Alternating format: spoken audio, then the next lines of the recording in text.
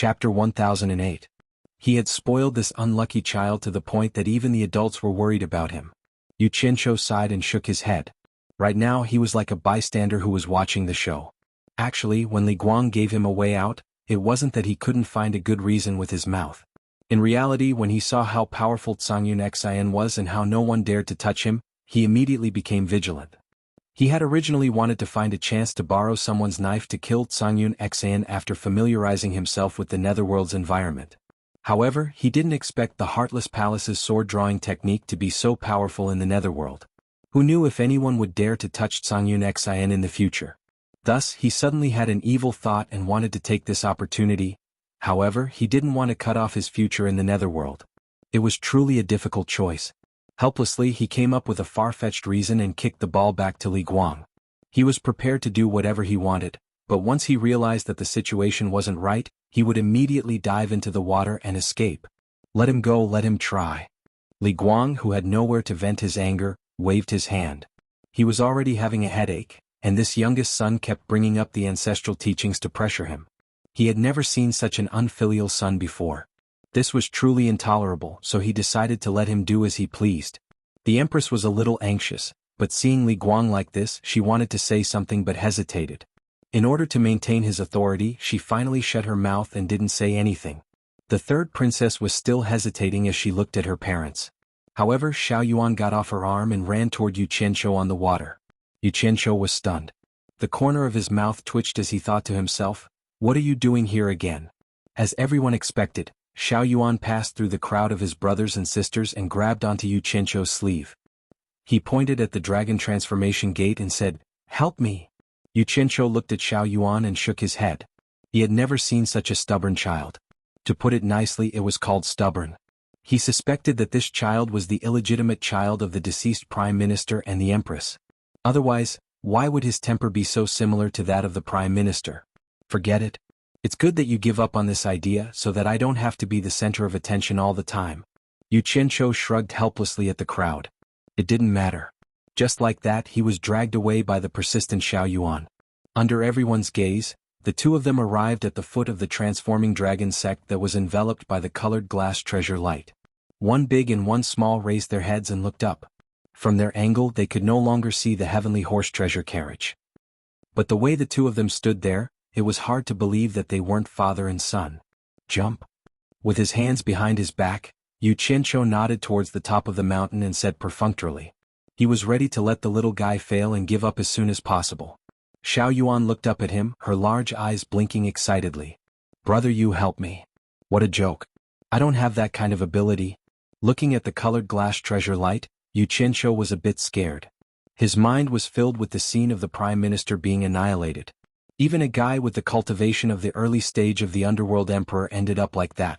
What kind of joke was he, who was in the early stage of the minor immortal realm, playing? He didn't know whether to laugh or cry. "How do you want me to help?"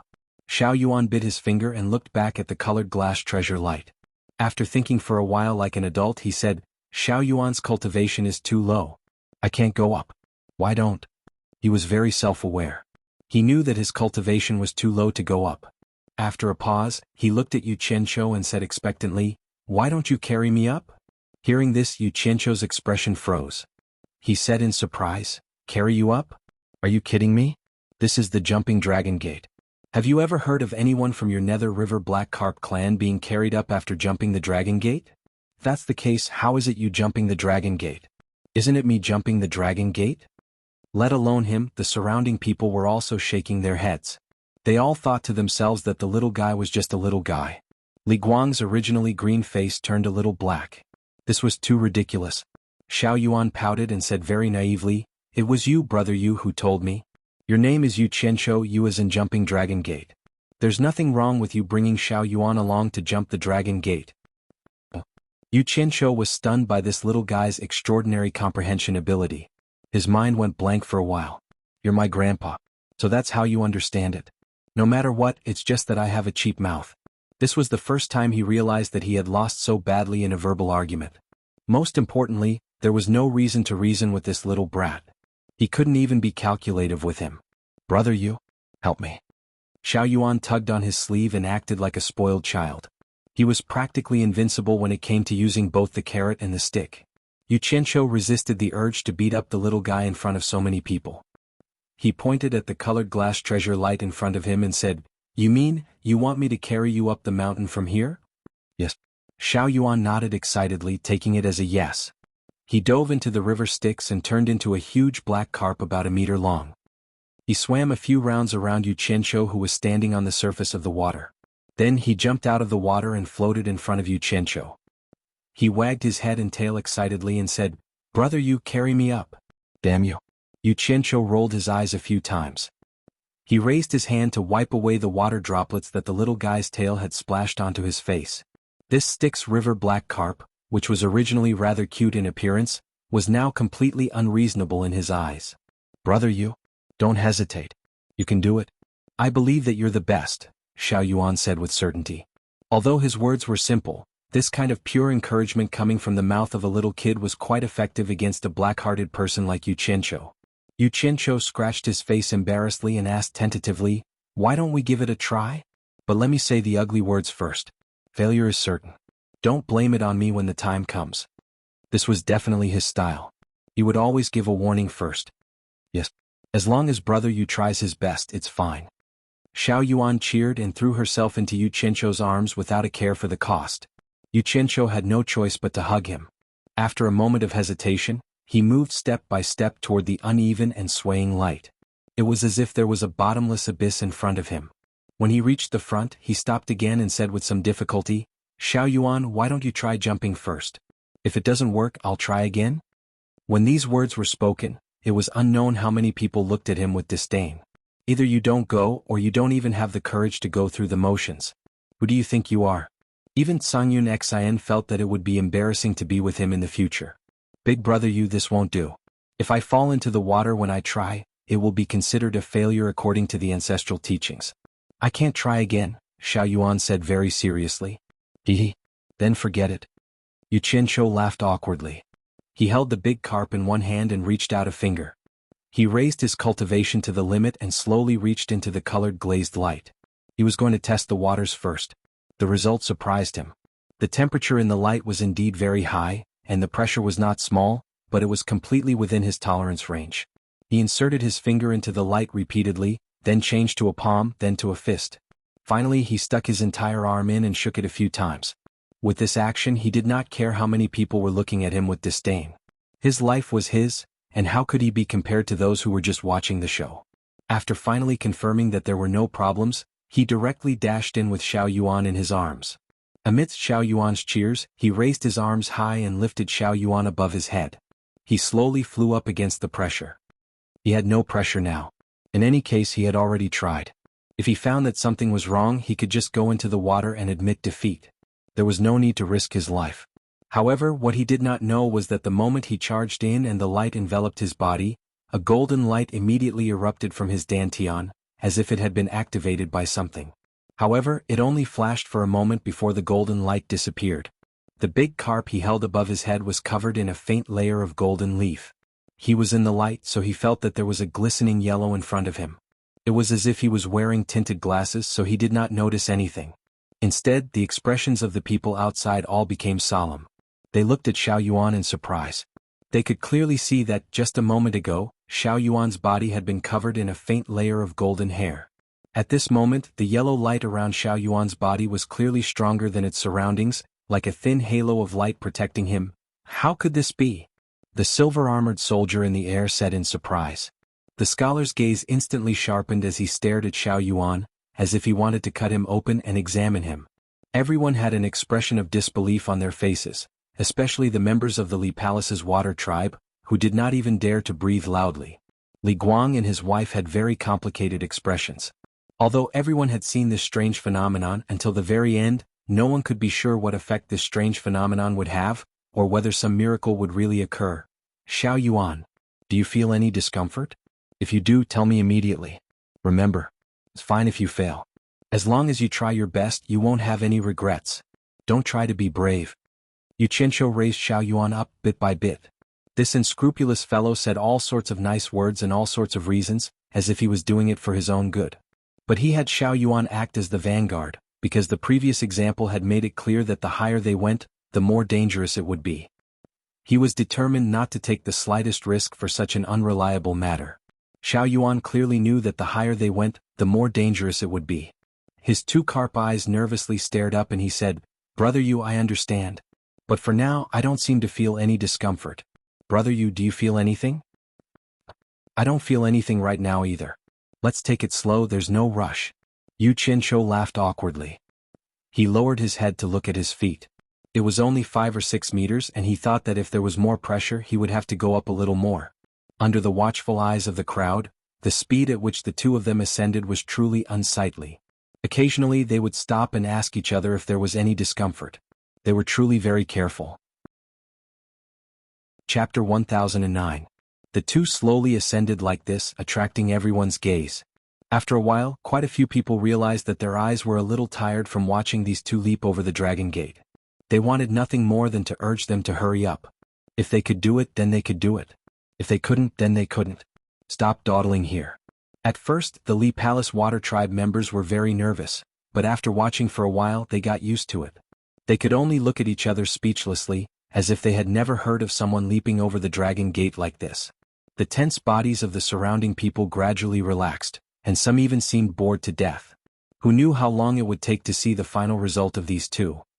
Why do I feel like this action is a little like the Statue of Liberty?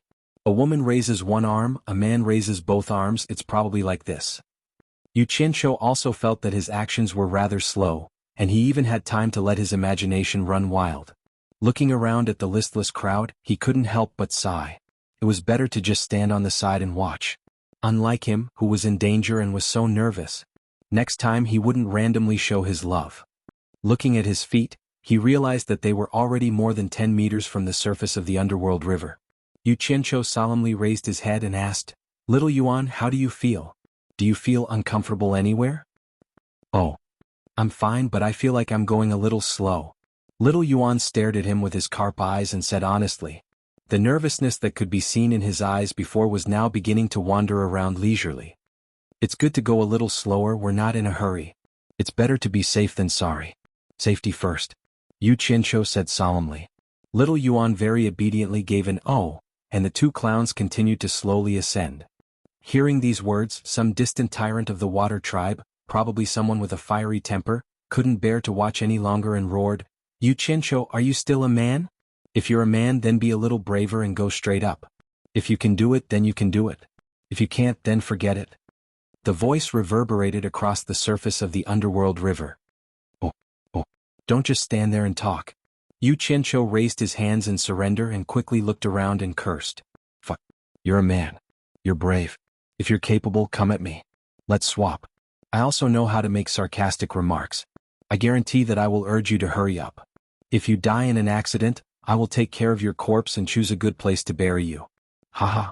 The group of water-kind warriors who had been watching the show burst into laughter.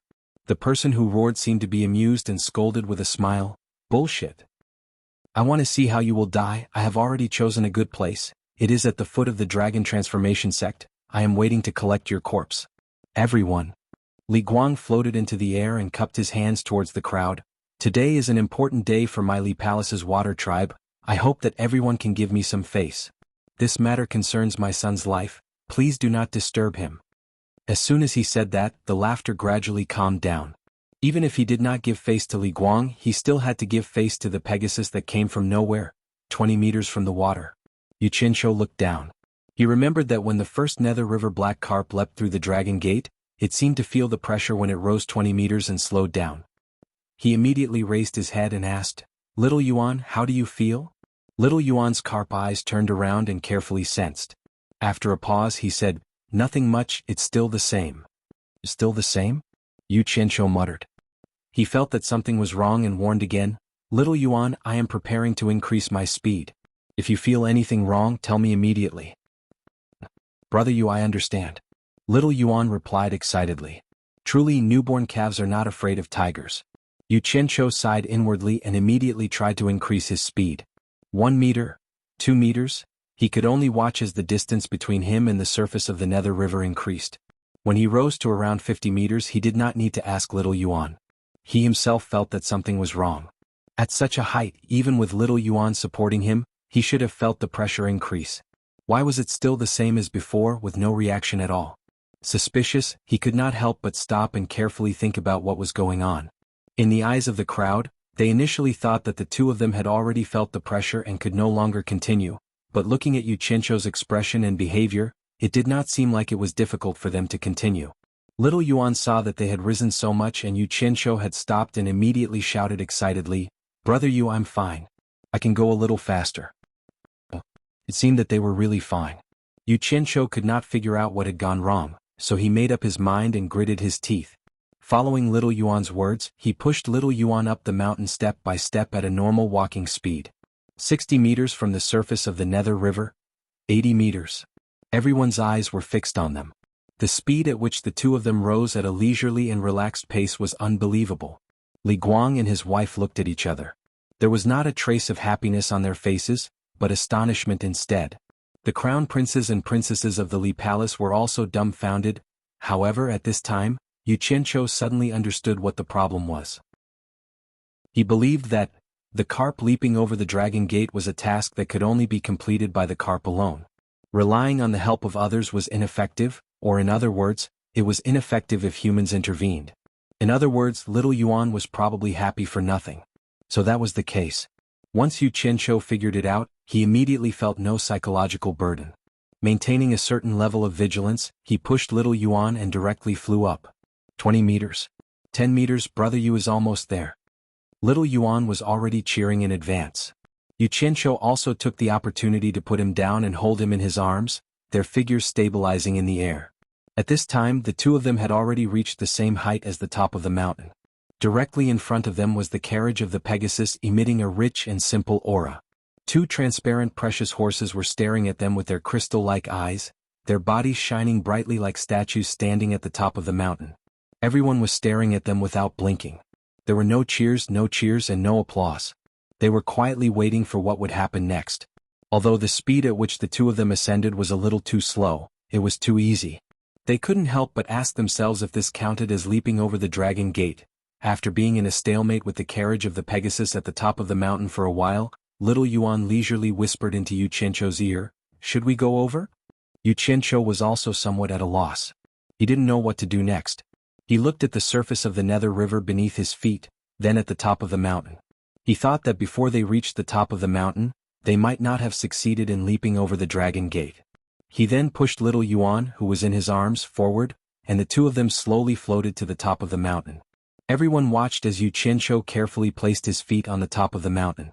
At this time, little Yuan had also transformed back into his human form and shyly was placed on the top of the mountain by Yu Qianzhou.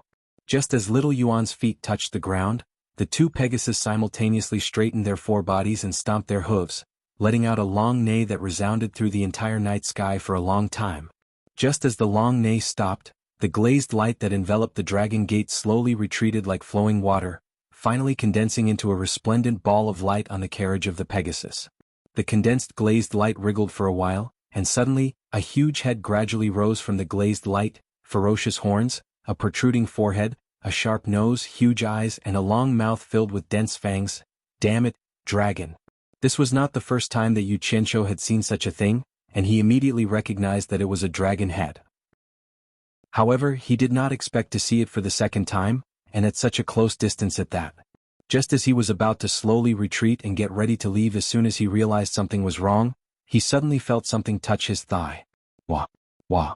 A loud and a small cry sounded on the mountain peak. Yu Qianzhou and little Yuan dodged at the same time. When the former saw that it was little Yuan, he immediately slapped his chest and scolded, "Why are you sneaking behind me? Are you trying to scare me to death?" Little Yuan did not care so much and flashed behind him again, grabbing onto his clothes and poking his head out from behind. Looking at the ferocious head, he said carefully, "Little Yuan is scared." He was rather honest, and what he meant was to borrow his back to hide. Everyone was looking at the wondrous sight on the peak of the mountain in shock. They were also startled by the two people's shouts. They thought that something had happened to the two of them, so when they heard the two of them, they immediately looked at them with disdain. Even the scholar and silver armor army, who were hiding in the dark, could not help but look at each other. The scholar did not know whether to laugh or cry, and he muttered, "What a pair of clowns. After being frightened, Yu Qinshu was more or less immune to it. He gathered his courage to take a closer look at the dragon head, and immediately heaved a sigh of relief. He discovered that it was only a lifelike shape formed by the glazed light, and was slightly transparent. It was not real at all. He immediately patted little Yuan's head and said, don't be afraid, I'm here. Brother Yu. Then what were you afraid of? Little Yuan asked a question that he should not have asked, and in return Yu Qinshu sneered in disdain, Tithe. I saw that you were not here and I was afraid that something happened to you. At this moment the dragon head slowly rose from the resplendent ball of light, and the body that it was dragging along also began to appear in the sky, and the dragon claws also appeared one by one.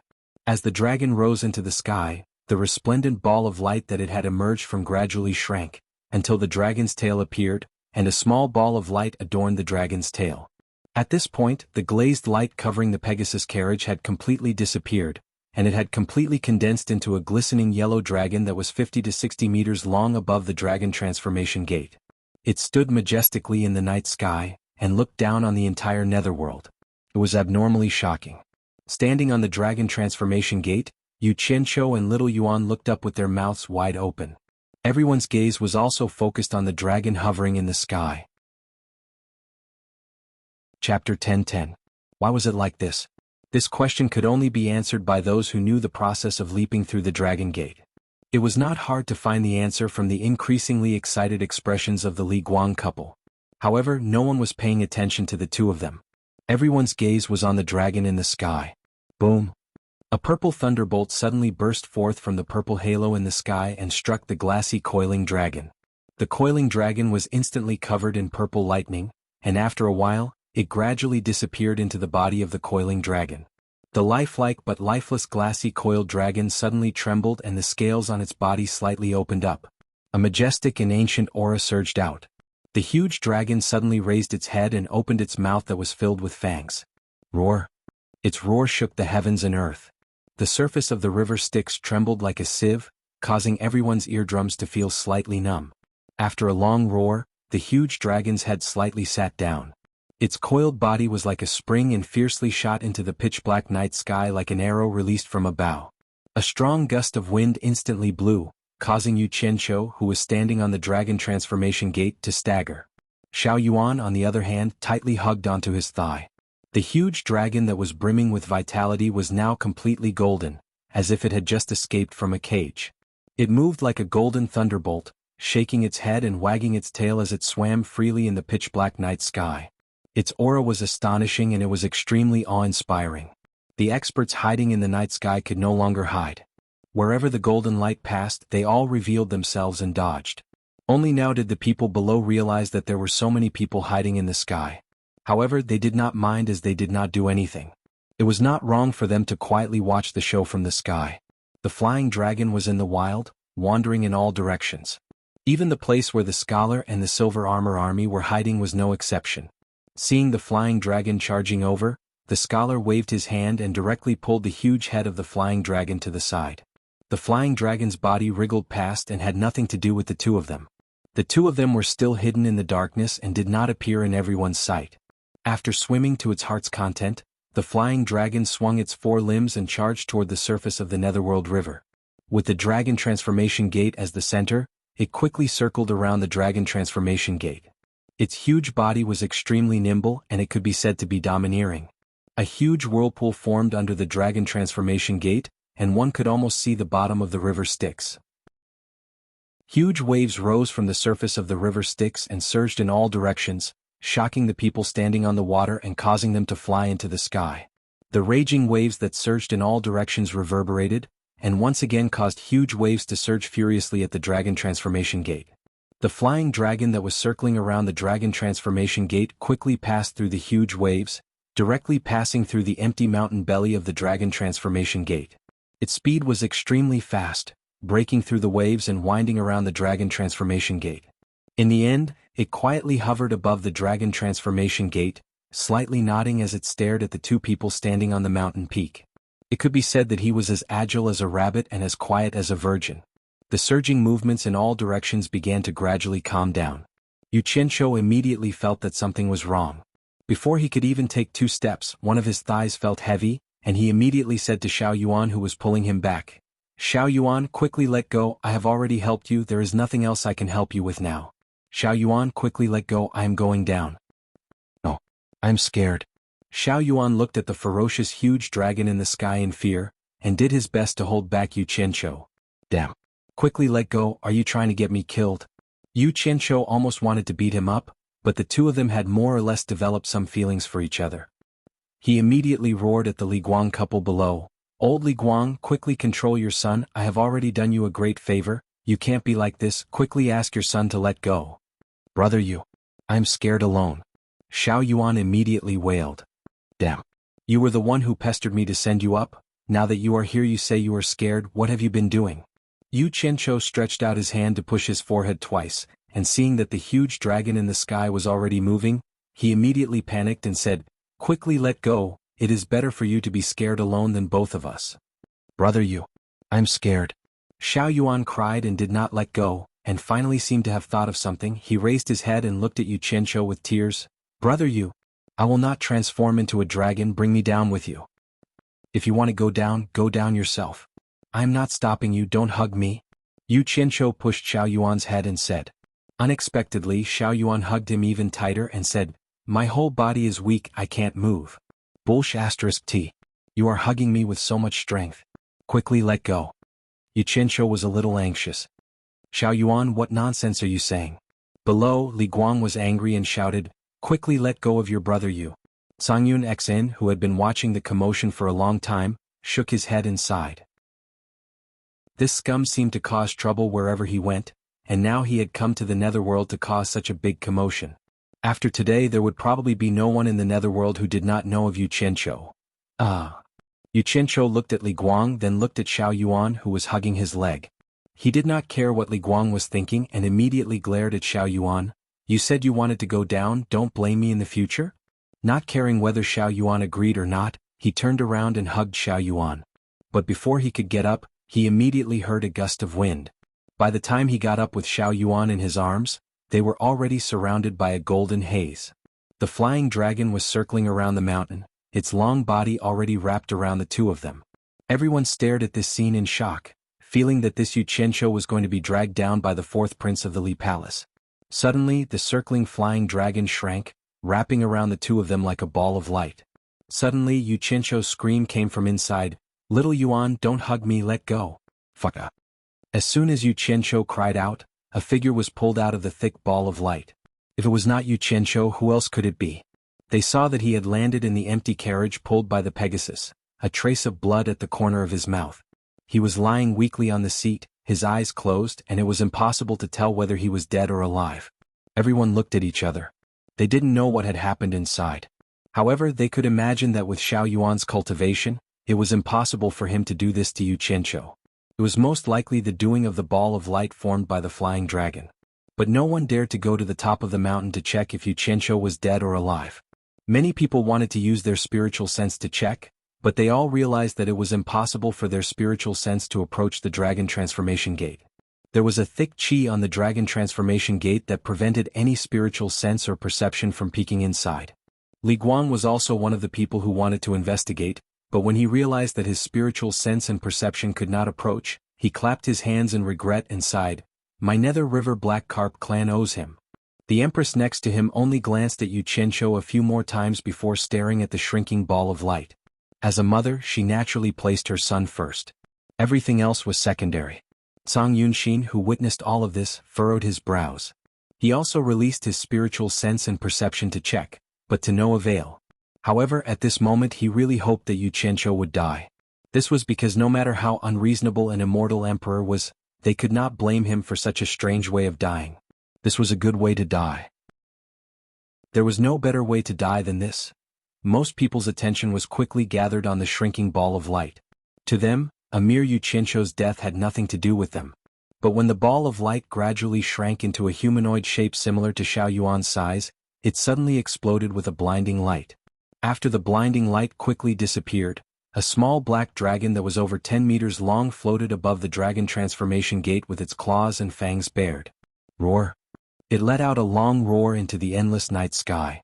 The sound was not soft, but it was somewhat desolate and lonely. The water tribe of the Li Palace, with the exception of Li Guang, and the crown prince and princess, all knelt in the direction of the dragon transformation gate, their emotions extremely agitated. Nay. The two transparent steeds pulling the carriage both reared up and neighed as if summoning something. The little black dragon in the air flashed with black light and immediately transformed back into Xiao Yuan's original appearance. It slowly descended to the summit and looked down at the people below as it wept. Father, mother, big brother, big sister, I have to go. At this moment, his mind had already fused with things that originally did not belong to him. He already knew what he was going to do next. Xiao Yuan. The empress and her brothers and sisters couldn't help but call out. His mother was especially agitated, and Li Guang tightly hugged her with his lips tightly shut. Xiao Yuan wiped his tears. The two Pegasi had already pulled the carriage to him. He turned and climbed onto the carriage, then straightened up the reclining Yu Qianqiu and sobbed, "Big brother Yu, I'm afraid to go alone. I'll take you with me." At these words, everyone below almost fainted. They all stared up in shock. He was going to take Yu Qianqiu with him? Songyun Xian's eyebrows once more fiercely twitched. This couldn't be any better. It was unknown whether Yu Qianqiu was dead or alive. If he left in such a bizarre manner, the immortal palace would have even less reason to blame him. The two Pegasi did not express any objections, as if it was only right that they take Yu Qianqiu with them.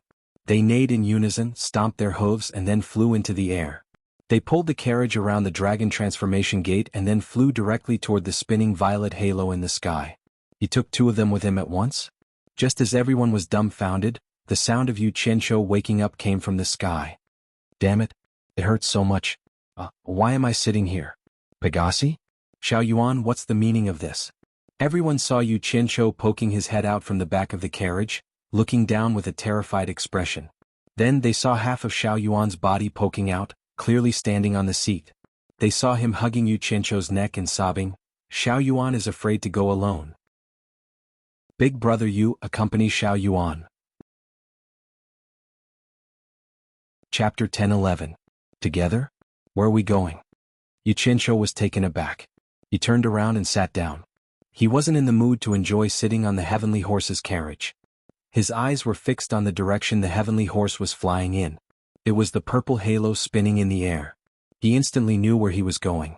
Brother Yu? Little Yuan won't be able to see father, mother, big brother, and big sister in the future. Sob sob. Little Yuan grabbed his arm and cried. Let go of me. Yu Qianqiu said with a sinister expression. He didn't want to go to such a mysterious place that he didn't know anything about even if he was beaten to death. No. Little Yuan tightened his grip and shook his head stubbornly. Yu Qianqiu immediately laughed coldly.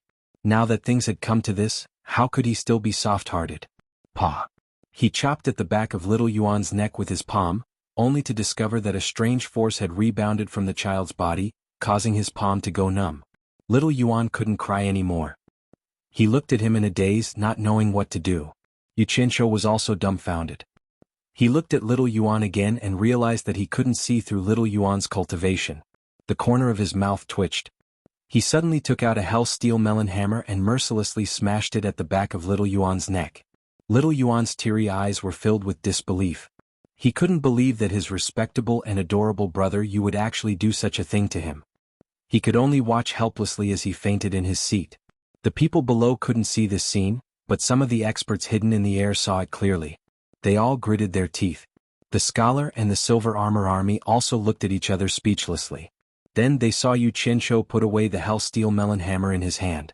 He flipped over and directly flew out of the carriage. He turned into a ray of light and shot towards the river Styx below. Everyone looked at Yu Qianqiu, who had returned to Grey Cloud Xian's side. They all looked at him as if they were looking at a monster. Songyun Xian gulped as a look of disappointment flashed across his eyes. He never thought that he would return. There was a rumbling sound in the sky. Everyone stared at the sky and saw a strong light flash. Then the carriage was swallowed by the purple halo. Immediately after, the spinning purple halo suddenly stopped spinning, and once again condensed into a dozen or so purple lightning bolts. It was as if a huge hand had grabbed a bunch of long threads, and fiercely pulled them to the same point in the night sky. The night sky was pitch black and calm.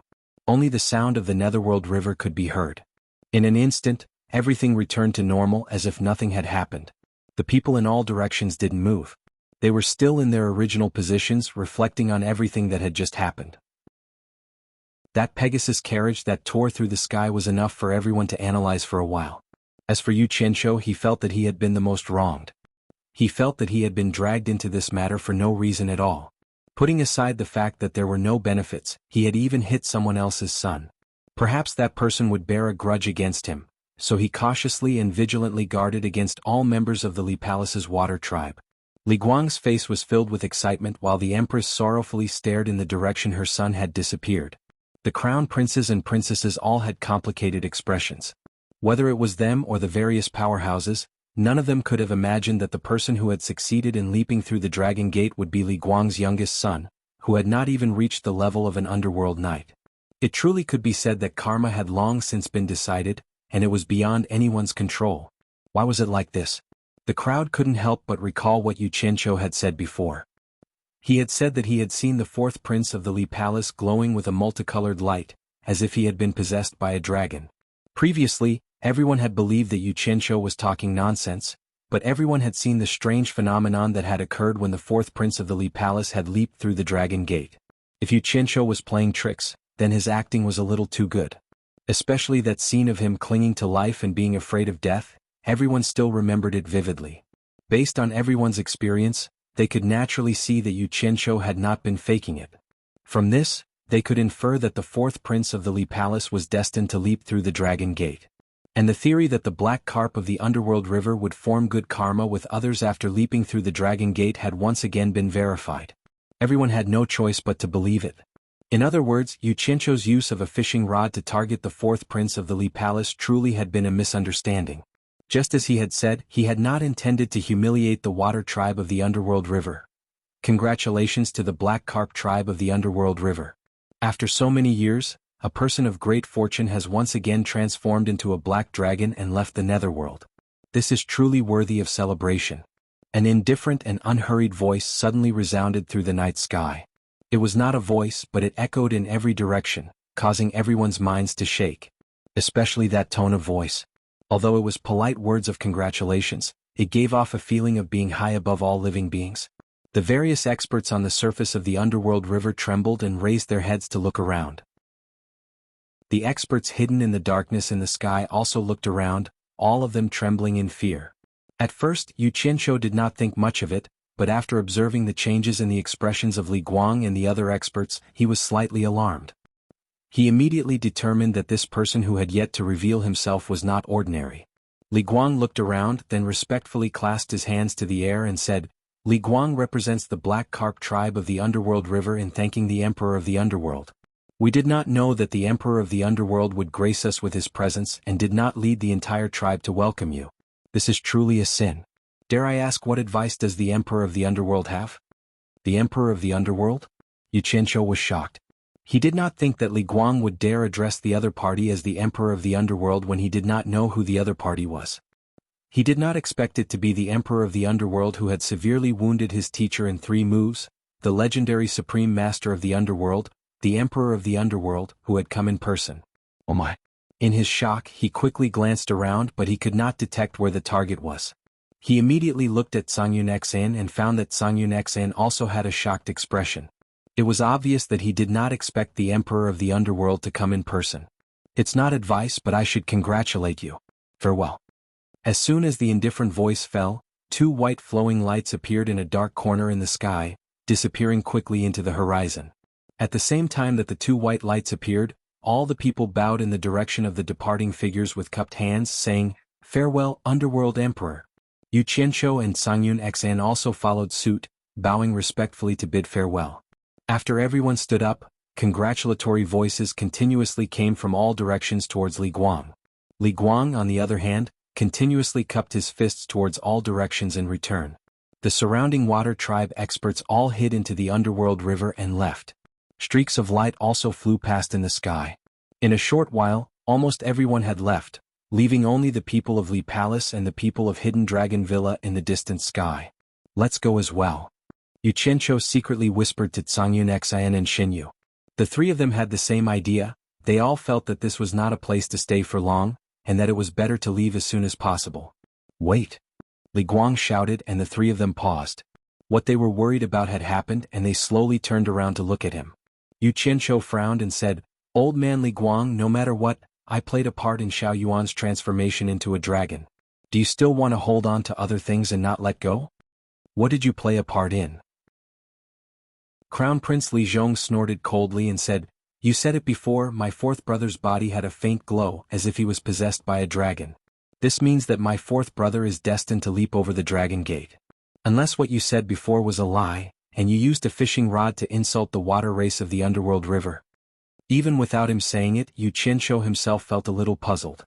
Saying that there was a strange phenomenon on Xiao Yuan's body was originally nonsense. When he carried Xiao Yuan to leap over the dragon gate, he realized that there was no resistance and thought that it would be ineffective.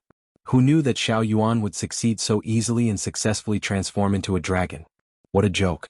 He still could not figure out what was going on. Could it be that the legend of forming good karma was true, and that he was the fated person in the legend? But it seemed a little ridiculous. Even so, it did not mean that he could let this so-called crown prince shout at him. He immediately narrowed his eyes and laughed coldly. Ungrateful and sharp-tongued. I told you long ago that you have no right to speak in front of me. The high temperature of the purple flames hidden within his body suddenly erupted in an earth-shattering manner, instantly enveloping the surface of the netherworld river. The power of the powerful purple flames was not child's play, not to mention that the high temperature was focused on Crown Prince Li Zhong. In that instant, Crown Prince Li Zhong felt as if he had fallen into an endless purgatory. His body was burning both inside and out and he felt like he was about to be burned to ashes. Immediately, a transparent black protective aura surged out, intending to block the corrosion of the high temperature. When Yu Qianzhou subdued Xinyu, he had already understood that the extreme yang flames in his body could restrain the cultivators of the underworld. Thinking back to when he was in the human world, he had forced out the remaining power of the black fire many times without revealing it to fight against enemies. Along the way he had been wondering if he could use the same method to test out the blue fire and purple fire in the netherworld. He did not want to test this move on Li Zhong, but this guy was too tactless. He had no grudges with him, but he had repeatedly contradicted him. You have the support of your parents who are mid-stage underworld emperors, and I also have a golden fighter, who is a mid-stage immortal emperor, as well as the decree of the immortal world immortal emperor. Why should I be afraid of you? At that moment it was not just Prince Li Zhong who felt it. All of the black carps of the Styx River felt the power that made their hearts palpitate. It was a kind of fate where the sunlight dispelled the haze. All of the water races felt a sense of fear that came from the depths of their souls. They all looked at Yu Qianzhou in fear. Li Guang and his wife stared at Yu Qianzhou in disbelief. Was this the power of a minor immortal cultivator? Had he been hiding his cultivation all this time? Xinyu was also trembling. He felt something from Yu Qianzhou that made his heart tremble. Cangyun Xen suddenly stared at Yu Qianzhou, a shocked expression on his face. Use it well and you will be invincible. Yu Qianzhou narrowed his eyes as he stared at Li Zhong's black protective aura. He suddenly recalled what his master, Bai Changchun, had said. With a thought, the purple flames that were in a stalemate with Li Zhong's protective aura instantly condensed into an invisible high-energy blade. Chapter 10-12. I wonder how powerful this blade is. Yu Qianzhou thought as he stared coldly at Li Zhong. Everyone around him suddenly felt that the terrifying power had disappeared, and they couldn't help but let out a sigh of relief. Li Zhong, who was hiding in the transparent black protective aura, also let out a sigh of relief. He stared at Yu Qianzhou with sparkling eyes. The terrifying power just now made him feel a lingering fear, and he no longer had the confidence to fight against Yu Qianzhou. Just as he was thinking about how to get himself out of the situation, a swoosh sound rang out. A hole suddenly appeared on the black protective aura, as effortlessly as cutting a piece of paper. In an instant, a long hole was cut open by something unknown. The corner of Yu Qianzhou's mouth suddenly curved into a cold smile. Sure enough, it was just as he had expected. Ah! Li Zhong screamed and he was almost scared out of his wits. The protective aura was easily broken, and he didn't even notice how the opponent made the move just now. He desperately urged the protective aura to quickly fuse together. Not to mention him, Li Guang, his wife, and the people of the water race as well as Cangyun Xen were all shocked. Yu Qianzhou sneered and stretched out his palm towards Li Zhong. His 5 fingers spread out like a claw, and the invisible blade suddenly spun like the autumn wind sweeping away the fallen leaves. The sound of swoosh swoosh was endless, and in an instant, Li Zhong's protective aura was cut into pieces, like a broken eggshell, and immediately collapsed. The invisible blade caused such a big movement, anyone would notice its existence. Li Zhong, who was panic-stricken and at a loss, was about to deal with it, but he saw Yu Qianqiu seize the opportunity. His 5 fingers were like claws and he shouted sternly, "Absorbing Star's great magic." White smoke suddenly erupted from Li Zhong's body. Before the white smoke could disperse, a withered corpse immediately rushed out of the white smoke. With a hoarse and dry voice he shouted, "Father, save me." The speed at which he was escaping was worlds apart from his previous speed. Almost at the same time, the invisible blade had already chased after Li Zhong to kill him. Li Guang was shocked. He had wanted to let his son test out Yu Qianqiu's strength, but he didn't expect that his son didn't even have the time to fight back and was already too late to escape. How could he not be shocked? However, with Li Guang's level of cultivation, the invisible blade had caused quite a commotion. There was nowhere for him to hide. How could he let his son be killed? He teleported and blocked Li Zhong's back. His black imperial robe fluttered even though there was no wind. He did not move at all, but a pillar of water shot out from the Netherworld River like a cannonball. There was a loud bang. Li Guang's attack was no small matter. The invisible blade was instantly hit by the water pillar and could no longer condense into a blade. With Yu Qianqiu's cultivation he could no longer control it. In an instant, the intense heat spread in all directions, and the water pillar that shot into the sky was almost completely turned into mist by the high temperature. The mist quickly dispersed, and the entire water region seemed to be in a high-temperature steamer. As soon as the shockwave from the collision spread out, Songyun Xin, who had seen Li Guang make a move, immediately appeared in front of Yu Qianqiu. With a cold expression, he reached his right hand into his left sleeve and touched the storage bracelet on his wrist. There were 10 spaces in the storage bracelet, and one of them contained 5 swords. Any one of them could be earth-shattering.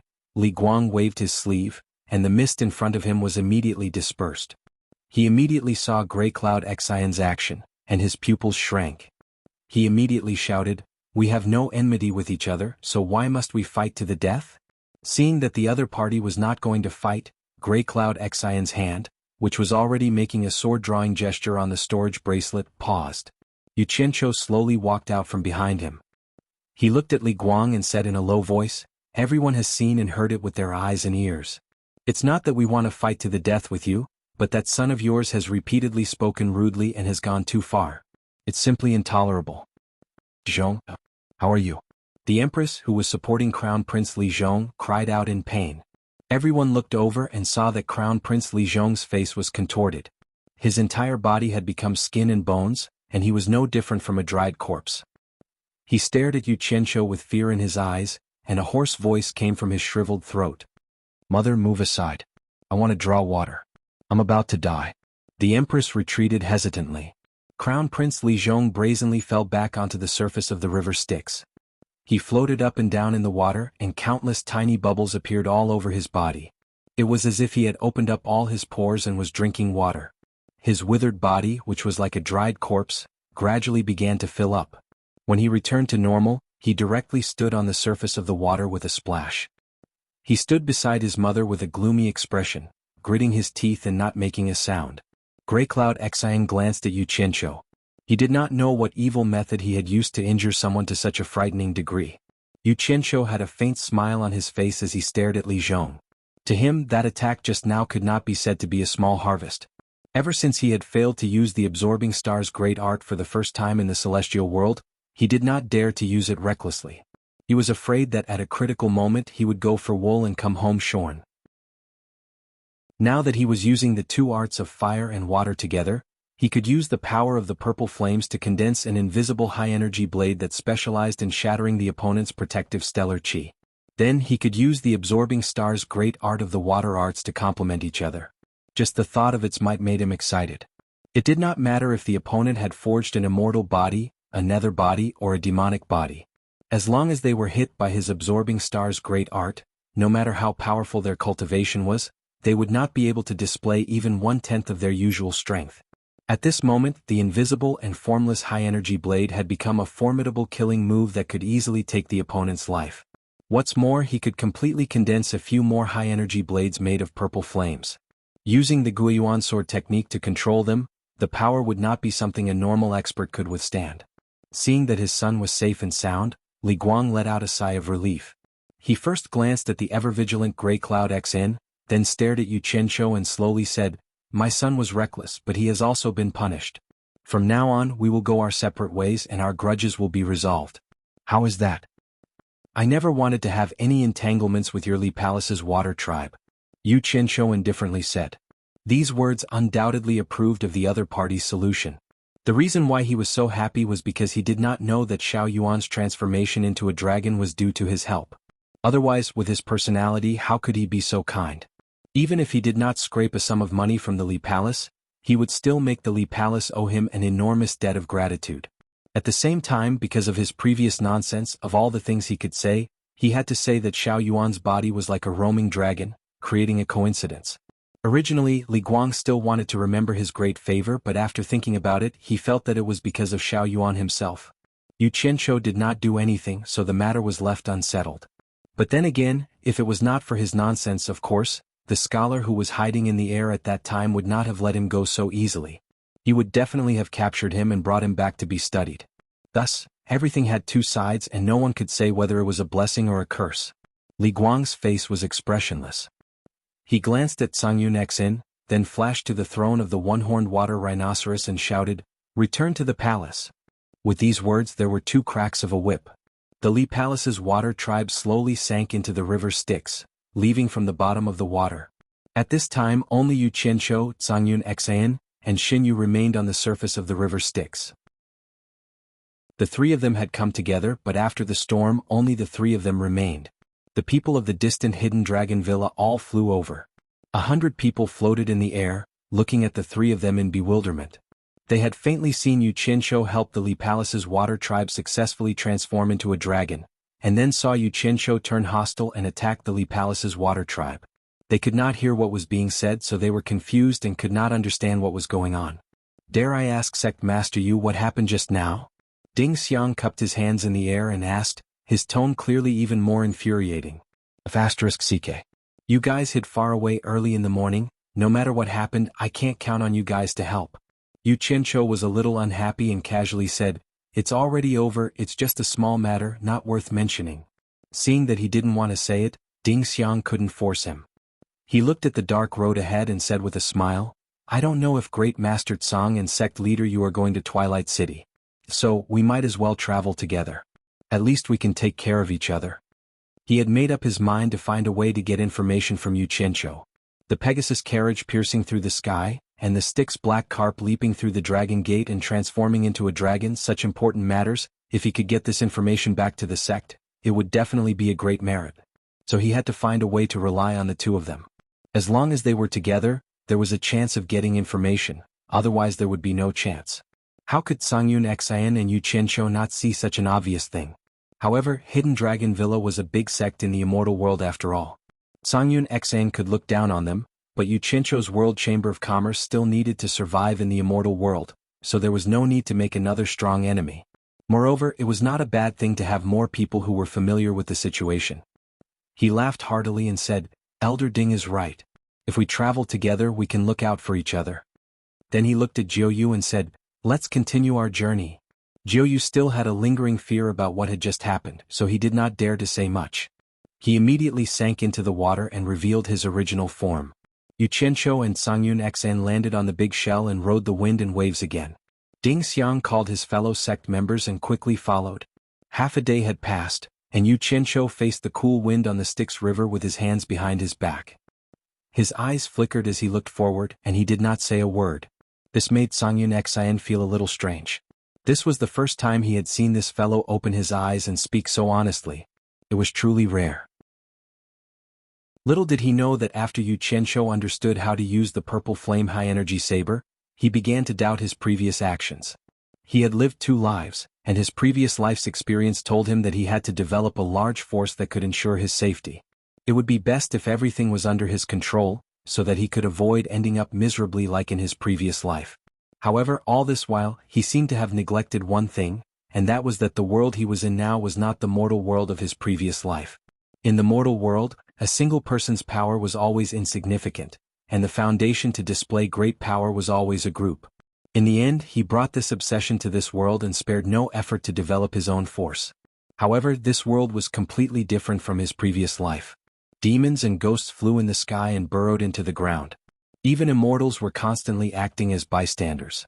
This was completely out of the scope of the mortal world. At the end of the day, the foundation of everything was that his own cultivation had to be strong enough. This was a world where individual ability was ranked before the strength of a group, and he was neglecting the essentials. His understanding of the purple flame high-energy saber made him understand that it was not enough to cultivate just by sitting cross-legged and imagining things. More actual combat often gave more benefits than just thinking. Just like the old man by Changchun had said, if you used it well, you would be invincible. If you did not use it well, how could you use it well? For example, the old man would look for experts to fight when he had nothing to do, and when he lost, he would hide and cultivate. When his abilities improved, he would come out to look for others to fight. His ability grew by leaps and bounds, to the point where he dared to take the initiative to fight the emperor of the underworld. Although it was unknown whether the old man was dead or alive, if he came out again, who in the immortal and netherworld would dare to provoke him, except for the top experts? This was the result of fighting. From this, Yu Qianqiu came to a conclusion.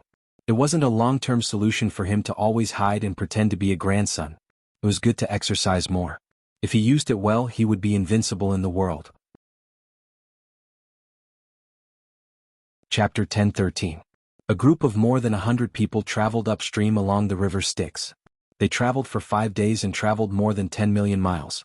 For everyone except for Xinyu, this was the first time they saw the various strange landforms on both sides of the river Styx. Apart from encountering some strong winds and waves along the way, they were safe. Occasionally, some water clan would block the road and question why they trespassed. After learning that it was Yu Qianqiu and Songyun Xin, they did not make things difficult for them and let them pass. This scene made Ding Tong and the others from the Hidden Dragon Mountain Villa, who were following the two nervously, secretly surprised. They didn't expect Grey Cloud Xian's face to be so big that he was so popular among the Styx's water race. They were naturally sure that it was because of Songyun Xin because he was the one with the highest cultivation here. In fact, this was indeed the case. The news that Songyun Xin had mastered the 3 swords in 1 sword drawing technique that only the sect master of Heartless Palace, Wang Qing, knew had already spread in the netherworld. Back then, the sect master of Heartless Palace, Wang Qing, used the sword drawing technique to dominate the netherworld continent. He was famous among the water clan. Therefore, after learning that Songyun Xin was traveling upstream along the river Styx, the water clan sent down orders to their subordinates not to provoke Songyun Xin to avoid unnecessary trouble. This showed how powerful Wang Qing was back then. Along the way, Ding Xiang of the Hidden Dragon Mountain Manor was also very thick-skinned. Every time he was questioned by the Underworld River's water tribe, he would bluntly say that he was with Grey Cloud Xin and Yu Qianqiu. Other than looking at him with disdain, Songyun Xin did not say much. He intentionally let the people of the Hidden Dragon Villa know his power. Speaking of which, he was actually a little proud. In the beginning he was quite wary of the water clan. Now that he saw that the water clan did not dare to challenge him, he could not help but be full of confidence. When faced with questions from the water clan, he always coldly spat out the 3 words, Songyun Xin, with the demeanor of an expert. This made Yu Qianqiu despise him. When he saw Songyun Xin's calm demeanor, he could not help but recall the vigilance on his face when he first mentioned the water clan. At that time, Songyun Xin was not as daring as Yu Qianqiu, but now he was showing off his power. However, this was also good. It would reduce unnecessary trouble. This time, after passing through the inspection of the Nether River's water tribe in a region of water, Yu Qianqiu suddenly turned his head to look at Ding Xiang, who was flying at a low altitude, and said with a smile, "Elder Ding, since we are all in the same group, why don't you come down and have a chat?" He pointed at the shells under his feet that were breaking through the waves. There was still space and about 5 or 6 people could stand there. Songyun Xin looked at Yu Qianqiu in confusion. Ding Xiang, who was flying at a low altitude, was also stunned, and then he was happy. He was looking for an opportunity to ask along the way, but Songyun Xin had always been indifferent, and Yu Qianqiu looked like he had a lot of thoughts in his mind. He had never found a suitable opportunity to interject, but now it came to him. He immediately cupped his hands and laughed. "Since sect leader Yu has invited me with great hospitality, how would Prime Minister Ding dare to refuse?" In a flash, he landed behind Yu Qianqiu, and also cupped his hands at Songyun Xin.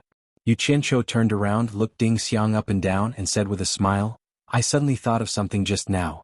May I know why your sect is called Hidden Dragon Villa? Is there really a hidden dragon in your sect?" Ding Xiang was stunned, and then he waved his hands and said with a smile, "It's just a symbolic meaning of hidden dragons and crouching tigers. How can there really be a hidden dragon?" However, the process of sect leader Yu helping the Nether River Black Carp clan to successfully leap through the Dragon's Gate and become a dragon can be said to be legendary. Because we are too far away, we are not clear about the twists and turns. May I know why sect leader Yu fought with the Nether River Black Carp clan later? Yu Qianqiu chuckled and was about to say a few perfunctory words, but he felt Xinyu slowly slowed down again. At the same time, he saw the smile on Ding Xiang's face freeze, and Cang Yun Xian's expression also froze. Yu Qianqiu couldn't help but turn his head and see a stretch of white mountain range in front of him. It seemed a little abnormal in this dark netherworld. At this moment, Xinyu, who was at his feet, also stopped. Is there something in front? Yu Qianqiu turned to look ahead and asked with a frown. As he spoke, he faintly felt a cold air blowing on his face. The hidden Dragon Villa disciples in the air also stopped in the air with a solemn expression. It's the Great Snow Mountain. Cang Yun Xian said in a deep voice. Ding Xiang nodded slightly with a dignified expression. Yes. When people from the immortal world go to Twilight City, they always avoid this flight route in order to bypass this Great Snow Mountain. It seems that we can't go straight up the Nether River, we have to take a detour. Detour? Yu Qianqiu was dazed. Doesn't that mean we have to take a lot of detours? Cang Yun Xian glanced at him. This Nether River is full of twists and turns. After a few days, we don't know how many detours we have taken. Do you still care about this little detour? Yu Qianqiu didn't argue with him. Figuring out what was going on was the right thing to do. He asked suspiciously, is there something scary about this Great Snow Mountain? Ding Xiang shook his head. I don't know. Anyway, no one from the immortal world who entered this Great Snow Mountain came out alive. Until now we don't know why. Yu Qianqiu looked at Grey Cloud Xin, but Grey Cloud Xin was also shaking his head to indicate that he didn't know. Yu Qianqiu stomped his feet and said, Xinyu, do you know what's going on? I know a little. Xinyu, who was below, said slowly, I heard from the seniors in the Nether River's water tribe that there are 2 mid-stage underworld emperor experts living in this Great Snow Mountain. They are a man and a woman, called the Underworld Snow Emperor and the Underworld Snow Empress respectively. It is said that they have a daughter who was injured by a person from the immortal world a long time ago. Until now, her injury has not healed and she has been relying on some secret technique to extend her life. Therefore, the husband and wife hate the people from the immortal world. Once someone from the immortal world intrudes into their territory, the husband and wife have always killed without mercy. The 3 of them looked at each other. So that was the case. They had learned something new. Yu Qianqiu raised his eyebrows, looked at the white undulating mountains in the distance and said, So, we have to make a detour? I have a space in my body that can hide 2 or 3 people. Then we can quietly cross this distance under the Nether River. It shouldn't be a problem, Xinyu said. The 3 of them couldn't help but look up at the hundreds of hidden Dragon Villa disciples floating in the air, and then at the size of the clam under their feet. It was obvious that Xinyu was not lying. There was no way to hide everyone. Yu Qianqiu had a troubled look on his face. He spread his hands and said to Ding Xiang, Elder Ding, there is no other way. The truth is in front of us. Xinyu can only hide 3 people at most. I'm afraid you have to make a detour. Ding Xiang chuckled and looked up at the people in the air. Take a detour to Twilight City. Don't worry about me. I will accompany Master Cang Yun and Sect Master Yu. Yu Qianqiu and Cang Yun Xian looked at each other speechlessly. They thought that this guy was really responsible for gathering information. The group of hidden Dragon Villa disciples accepted the order respectfully. Ding Xiang gave them a few more instructions and asked them to be careful. Then, the 3 of them watched the group of people turn into streams of light and make a detour.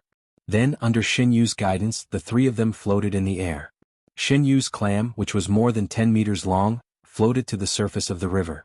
Half of the huge clam shell slowly opened up a big opening that was just big enough for a person to enter. As soon as the opening opened, a gorgeous white light bloomed inside. It was very conspicuous on the dark netherworld river. The 3 of them looked at each other. Yu Qianqiu was the first to go in and shouted, Come in quickly. Cang Yun Xian and Ding Xiang saw that there was nothing wrong, so they followed him in. As soon as the 3 of them entered, they immediately understood the reason for the light. They saw 12 fist-sized white luminous pearls wrapped in the flesh membrane above their heads, illuminating the insides of the clam. It was rare to see 12 luminous pearls of such size. The open mouth of the clam quickly closed, completely isolating the darkness outside. It slowly sank to the bottom of the Netherworld River and moved quickly. Just as Xinyu dived into the water, the surface of the Netherworld River not far away quietly stirred, and a black shadow dived into the water. Once Xinyu reached the bottom of the water, he moved faster. Most of the space inside his body was occupied by his physical body. In the limited space, Song Yun Xian and Ding Xiang had already sat down cross-legged. Yu Qianzhou stood there and looked around. He looked at the slightly red clam flesh, which looked like a genuine leather sofa. What attracted him the most were the 12 luminous pearls that were distributed in a crescent shape. After looking for a while, he said thoughtfully, "They should be pearls. We have entered the Great Snow Mountain in the Netherworld River Basin. Please don't make any noise. If you have anything to say, wait until we pass through the Great Snow Mountain. Otherwise, we will be discovered by the powerhouses on the Great Snow Mountain and cause unnecessary trouble." Xinyu warned with good intentions. Yu Qianzhou immediately shut up and sat down cross-legged. The space was limited, so he could only face Song Yun Xian and Ding Xiang. The space was silent. About 2 to 4 hours later, there was a bang as if they had been hit by something. The space shook violently, and the three of them opened their eyes at the same time. Yu Qianzhou said sternly, "Xinyu, what are you trying to do?" The three of them realized that they had fallen into a trap at the same time. Instantly, their gazes darkened, but at this moment, they could feel that they were moving faster in the water. Suddenly they heard Jiuyu say in fear, "I have been wronged. It's not what I want to do, but someone is attacking me." The three of them looked at each other. Song Yun Xen snorted coldly and said, "Let me out. I want to see who the expert is." Having confidence was different. Bang. The space shook violently again. Jiuyu exclaimed, "It's the crown prince of the Li Palace, Li Zhong. My speed in the water is not as fast as him. He wants to force us out of the Netherworld River. Oh no, we have already entered the hinterland of the Great Snow Mountain in the Netherworld River Basin. He must have calculated this." The expressions of the three of them changed. Purposely attacking in the hinterland of the Great Snow Mountain, it was obvious that he had been planning this for a long time. His motive was obvious. He wanted to force the three of them out, and then use the Snow Emperor and Snow Empress to kill them. Li Zhong? Yu Qianzhou suddenly stood up and said with a ferocious expression, "Bastard! How dare he play dirty with me? Jiuyu, open the door, let me go out and kill him." Chapter 10:14. As he spoke, there were a few more bangs. Yu Qianzhou, who had just stood up, staggered and leaned against Xinyu's body. Xinyu smiled bitterly. "If you go out now, you'll be easily discovered by the people from the Great Snow Mountain. I'll think of another way to get rid of him." Xinyu was being so responsible because he had no other choice. After all, Yu Qianzhou had placed a seal in his body that had yet to be undone. He didn't care about what happened to the other two, but he couldn't let anything happen to Yu Qianzhou. If something happened to this guy, he would die with him, so he had no choice but to be responsible. Think of another way. Yu Qianzhou, who was leaning against Xinyu's body, had a dark expression. He roared, "Open the door for me. Killing him is the best way. If you don't open the door, I'll dig a hole to get out." Fine. Xinyu was helpless. As he moved quickly, the clamshell quickly cracked open a human-sized hole. Strangely, the water outside was blocked. "Don't give him a chance to escape." Yu Qianzhou threw a sentence at the other two and disappeared. Almost at the same time that Yu Qianzhou left, Song Yunxin and Ding Xiang also left with gloomy expressions. No one would be happy to be tricked like this. As soon as Yu Qianzhou emerged from the cold, pitch-black underworld river water, he immediately saw a 20-meter-long underworld river black carp leaping up. Needless to say, this was undoubtedly the crown prince of the Li Palace, Li Zhong. Li Zhong saw the clamshell open and immediately knew that someone was coming out. Without hesitation, he quickly changed directions and leaped out of the Styx River. He turned into a human and teleported several times, disappearing into the depths of the snowy mountain ahead. His speed in the water was unbelievably fast. This was probably the main reason why he dared to provoke him. Yu Qianzhou's speed in the water was quite fast, but the other party still had the upper hand. When he emerged from the surface of the Styx River, he could no longer see the figure of Li Zhong. Immediately after that, Song Yun Xian and Ding Xiang rushed out one after another. The two of them looked at Yu Qianzhou with some surprise in their eyes. They had seen the speed at which Yu Qianzhou broke through the water, but they did not expect him to be able to swim so fast in the water. They could not figure out his depth. Little did they know that Yu Qianzhou had cultivated the water incantation, and his speed in the water was no slower than a fish. After the two of them looked around, Yu Qianqiu asked in a deep voice, "Where did he go?" Yu Qianqiu looked around with a gloomy face and said, "I don't know. But the reason he came ashore was to lure us out so that the master of this place could find us. But I don't think he's gone far. He should know that after leaving the water, it's very difficult to escape from an expert like you with his speed. He's probably hiding somewhere." The two of them nodded in unison and agreed with his analysis. Sangyun Xen looked around and said in a deep voice, "This is the netherworld and we are not as familiar with it as he is. With such a treacherous person laying a trap behind our backs, he will be a disaster sooner or later. Let's split up and look for him. We must get rid of him." At this moment, Xinyu also transformed into his human form and flew in front of them. He smiled bitterly and said, "We should take this opportunity to leave from the bottom of the Netherworld River. Otherwise, when the Snow Emperor and Snow Empress find out, you won't be able to leave even if you want to." Sangyun Xian did not agree with these words. Although he did not want to cause trouble, he was very confident in his own strength. He was not afraid of the Snow Emperor and Snow Empress. On the other hand, Ding Xiang was a little hesitant, as if he did not want to lose his life because of the grudges between others. Go where?" Yu Qianqiu glared at Jiuyu, then looked around and said, "He clearly wants to put us to death. Do you believe that he will continue to cause trouble as soon as we step into the water, until the Snow Emperor and Snow Empress discover us?" As soon as these words came out, Sangyun Xian and Ding Xiang's eyes lit up, and Yu Qianqiu himself was slightly startled. The three of them exchanged glances and a common plan appeared in their minds, and that was to pretend to leave, lure Li Zhong out and kill him. However, before the plan could be implemented, their ears twitched and they looked up into the sky. Countless gray shadows floated down from the sky. When the gray shadows got closer, they realized that it was white. It was actually snowing. It was snowing so heavily. They landed quietly in the flowing Netherworld River and landed on the mountains and plains on both sides of the Netherworld River. They could hear faint rustling sounds. "Why is it suddenly snowing?" Yu Qianqiu was stunned. Xinyu looked around and said, "Could it be that the Snow Emperor and Snow Empress have discovered us?" His words caused the other three to become alert. Sangyun Xang couldn't help but snort. "If that's the case, there's no need to play any tricks. Let's split up and search. That guy must be hiding nearby. He might be watching us. Let's find him and kill him first. Then we can deal with the Snow Emperor and Snow Empress." After saying this, he released his divine sense to search the surroundings. He had already flown out. Indeed, the skilled were bold. Yu Qianqiu was speechless. This old thing was a little too confident. They hadn't even ascertained whether the Snow Emperor and Snow Empress had discovered them. Why did he have to use a stupid method instead of a good one? However, it was already like this. He could only sigh and say to Xinyu, "Elder Ding and I will search on the other side. You stay here and don't let Li Zhong have the chance to escape into the river." "This?"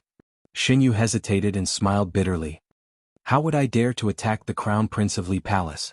Why don't I set up a mirage mist formation on this section of the river? If he really wants to escape into the river Styx, he should be trapped by my mirage mist formation for a while.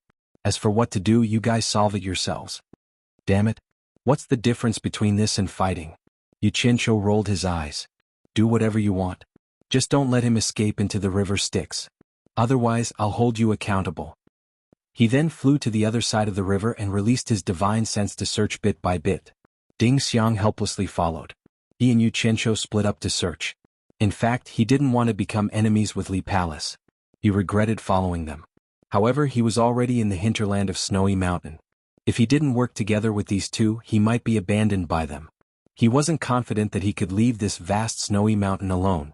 Xinyu, who was floating on the river, quickly released a rolling gray fog that surged to both sides of the river Styx. However, since Li Zhong dared to come alone to provoke them, he must have something to rely on. Otherwise, no one would joke around with their lives. The gray mirage mist sealed off the surface of the river and snow sprinkled down on both sides of the river Styx. The three of them searched a radius of several thousand meters but found no trace of Li Zhong. Li Zhong probably couldn't hide too far away. The three of them had no choice but to resentfully meet up in the sky above the river Styx. Now that things had come to this, the three of them had no other choice. However, they were 90% certain that Li Zhong was hiding somewhere nearby. They just didn't know what method he had used to evade detection from right under their noses. They had spent so much effort in vain. Left with no choice, the three of them secretly communicated and discussed for a while. In the end, they decided to use the previous method and pretend to leave to lure that guy out. Just as Xinyu retracted the gray fog and was about to return to his original form, a crisp jingle suddenly came from the distance. The three of them were startled and turned their heads to look through the drifting snow. Behind the snowy peak in front of them, the crisp ringing of bells could be heard. Not long after, a graceful girl wearing a white fur dress appeared from behind the snowy peak and landed lightly on the snowy peak. She also wore a furry fur hat on her head, and her black hair fluttered in the wind under the hat. She seemed to be looking for something as she strolled on the snowy peak. A pure white jade bell the size of half a thumb hung from her waist belt. As she walked, it emitted crisp and melodious tinkling sounds. The girl walked to the ice cliff on the side of the snowy peak and stopped. She seemed to have discovered something and bent down to pluck something from an ice cave. It was a pure white flower that looked like a snow lotus. She put it in front of her nose and smelled it.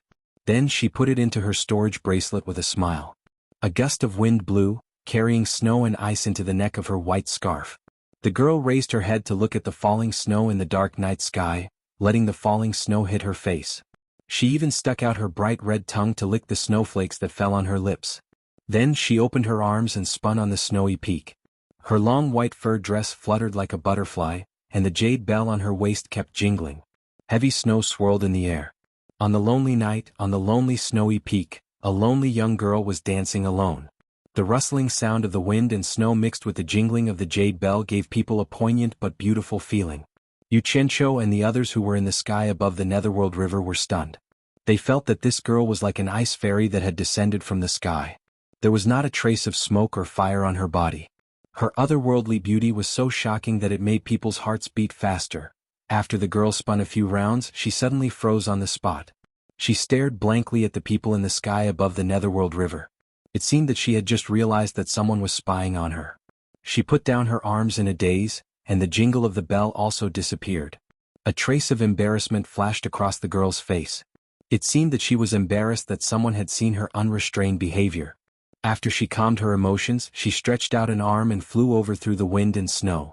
She landed on the snow-covered bank of the Netherworld River and looked at the people in the sky. At first, the few of them were a little wary when they saw her flying over. When they realized that she only had the cultivation of a beginner-stage underworld venerable, they secretly made an exception and immediately felt relieved. They exchanged glances and landed in front of the young lady. Now that they were face to face, they could finally see her appearance clearly. That otherworldly beauty had increased, but she seemed a little thin and weak. Especially her smooth and bright cheeks that were suffused with a sickly redness, it gave people a feeling that she was weak and sickly. In the vast snowy mountain in the Netherworld, there was no trace of snow, and it was covered in silver. There were only a few people in mixed clothes standing on the snow-covered bank of the Netherworld River. Just as they were guessing the girl's identity, the girl who seemed to have walked out of a dream blinked her long eyelashes and glanced at them. She frowned slightly and said in a calm tone, "Why do people from the immortal world dare to come here? You should leave quickly. If you are late, you won't be able to leave even if you want to."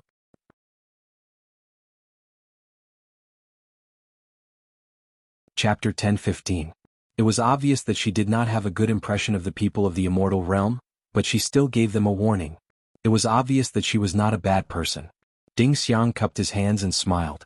"May I know who you are and why you are alone in this world of ice and snow?" In fact, he had already guessed that this girl was from the Great Snow Mountain, and from her temperament she did not look like an ordinary person. He was so kind and polite because he wanted to have a way out in case of an emergency. "Why do you care who I am? Anyway, this is not a place for you to stay. That's all I have to say. It's up to you whether you want to leave or not." The girl's voice was very pleasant to the ears.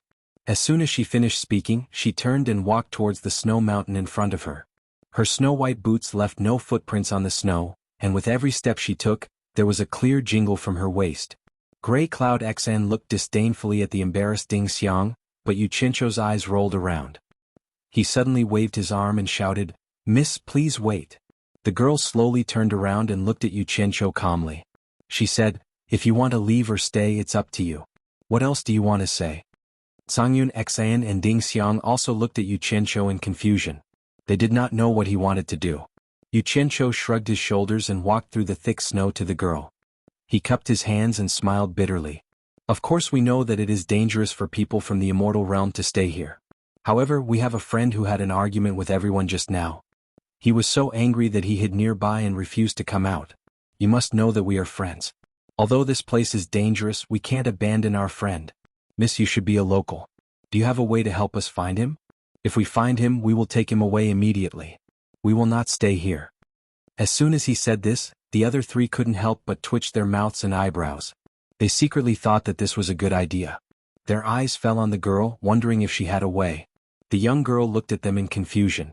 When she saw everyone looking at her with expectant eyes, she couldn't help but feel a little touched. She didn't think that these people would risk their lives for a friend. She couldn't find a reason not to help them. After a moment of hesitation, she raised a slender index finger, and the tip of her finger faintly glowed with a deep blue light. As the light became thicker and thicker, it gradually formed a soybean-sized deep blue ice soul on the tip of her finger. It was enveloped in a light blue halo and looked exceptionally beautiful. With a light flick of her finger, the azure ice soul left her fingertip, circled a few times in the air, and slowly floated towards the snowy peak that the young lady came from. The girl pointed at the floating ice soul and said to the others, "I can sense it. You guys should be able to find your friend if you follow it." Everyone's eyes lit up. Yu Qianqiu immediately transmitted his voice to Zhang Yunxin. "Old Zhang, that guy is a scourge if left alive. I'll leave him to you. You must kill him." But on the surface he smiled at Zhang Yunxin and said, "You go. If too many people go, I'm afraid he'll lose face." Zhang Yunxin coldly snorted, shot him a glance and then flew after the azure ice soul. The people on the shore of the underworld river watched as a blue light guided Zhang Yunxin to a hollow between two snowy peaks. The blue light of the ice soul descended there, sticking close to the surface of the snow and circling around as if saying that there was something beneath the snow. Zhang Yunxin had a face full of suspicion. He had previously inspected this place and found nothing beneath. After a pause, he once more released his spiritual sense into the layer of snow, but he still found nothing, but the person beneath the snow and ice was suffering unspeakably. Li Zhong really was hiding underneath, wrapped in a treasure of the Li Palace's water tribe. It was a white robe, and its effects were about the same as the straw raincoat that Yu Qianqiu was wearing. It could hide him from spiritual sense and other senses. Who could have expected that such a woman would suddenly appear, instantly making it impossible for him to hide? This was truly terrible. After a moment of confusion, Zhang Yunxin decided to push aside the layer of snow to take a look. Unexpectedly, the moment he moved his palm, a crescent of black light shot out from beneath the snow and slashed at his chest. Grey Cloud Xion's reaction was extremely fast. At such a close distance he was actually able to quickly dodge to the side. Bang! A figure wrapped in a white cloak scuttled out from the layer of snow, continuously teleporting away with no regard for his life. "You want to run?" Zhang Yunxin angrily roared, his body explosively shooting in the direction that Li Zhong had fled in. A dazzling white light shot out from his sleeve, and with a bang, a cold light as delicate as a dragon burst forth, whistling through the air and causing a rain of blood to explode. Ah! A mournful scream suddenly resounded through the air, and the two halves of a body that had been split in half were revealed, falling straight into the vast snowy ground. The people on the shore of the underworld river only saw someone escape from the layer of snow. Zhang Yunxin chased after him, but what happened next was only a scream. The entire process was blocked by the snowy peaks. Yu Qianqiu and Ding Xiang exchanged glances. They reckoned that Zhang Yunxin had already succeeded. Meanwhile, the young girl was clearly somewhat dumbfounded. Then, with a ding, her figure flashed away, withdrawing the azure ice soul, and swept towards the back of the snowy peaks. Yu Qianqiu and the others also quickly chased after her. Turning around the snowy peaks, they saw a 20-meter-long underworld river black carp on the snowy ground not far away. It had been split in half, with one side facing up and the other side facing down. Fresh blood dyed the surrounding snow red. It was abnormally disgusting. "It's someone from the underworld river Li Palace." After looking at the dumbfounded young girl for a while, she suddenly turned to stare at Zhang Yunxin and said angrily, "Didn't you say that he was your friend? Why did you kill him?" She felt as if she had been used. Zhang Yunxin slowly put his sword back into his storage bracelet and indifferently shook his head. "Miss, I think you're mistaken. We really are looking for a friend. But I'm very sure that the person hiding in the snow and ambushing me is definitely not the friend I'm looking for. Think about it, why would my friend ambush me? I also don't know who he is. If you don't believe me, you can ask them." She tilted her head and pointed at the people who had just arrived. Right, we don't know this person. Yes, this person isn't the friend we're looking for. Yu Qianqiu and Ding Xiang cooperated with Zhang Yun Xan and gave him a perfunctory explanation. This group of crafty old fools. Whatever they said was reasonable. How could they possibly care about an inexperienced young girl? But the young girl was no fool. She could already tell that she had been tricked by them. She was so angry that she stammered, You actually used me to kill the Li Palace's water tribe? I won't let you go. Her sickly red cheeks became even redder. It was clear that she was quite angry. Miss? Zhang Yun Xan coldly yelled, You can't speak carelessly. With your cultivation you want to kill us? You're overestimating yourself. Saying so, he snorted at the others. Since this young girl has already misunderstood us, I don't think we need her help. We brought this on ourselves. With a flash he flew away. The others nodded and followed him over the snowy peak, flying in the direction of the underworld river. Before Yu Qianqiu left, he didn't forget to solemnly clasp his hands at the young girl. Miss, you really misunderstood us. Sigh.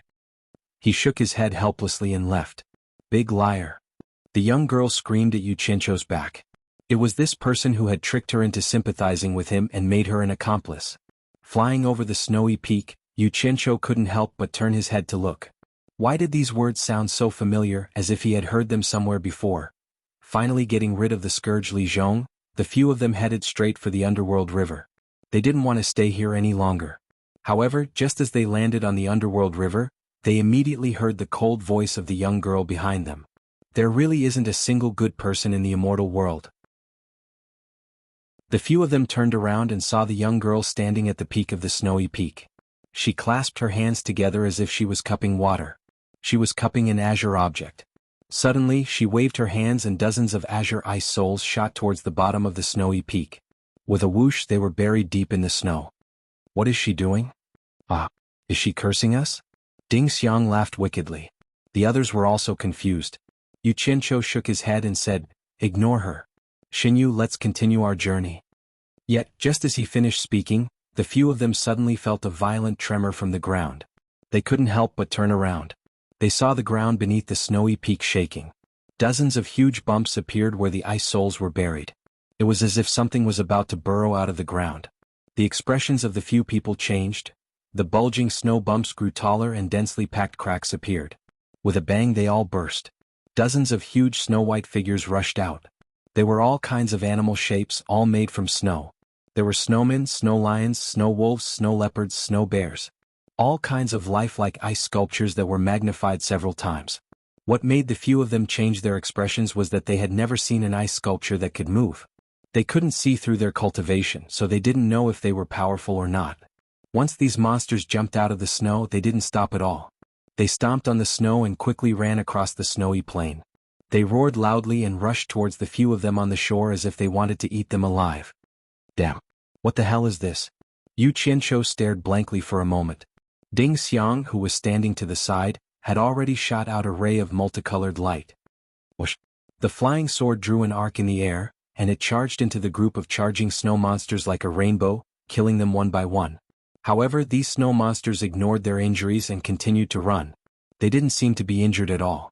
What made them speechless was that the snow monsters that had their stomachs pierced quickly climbed up the snow on the ground and quickly healed their wounds.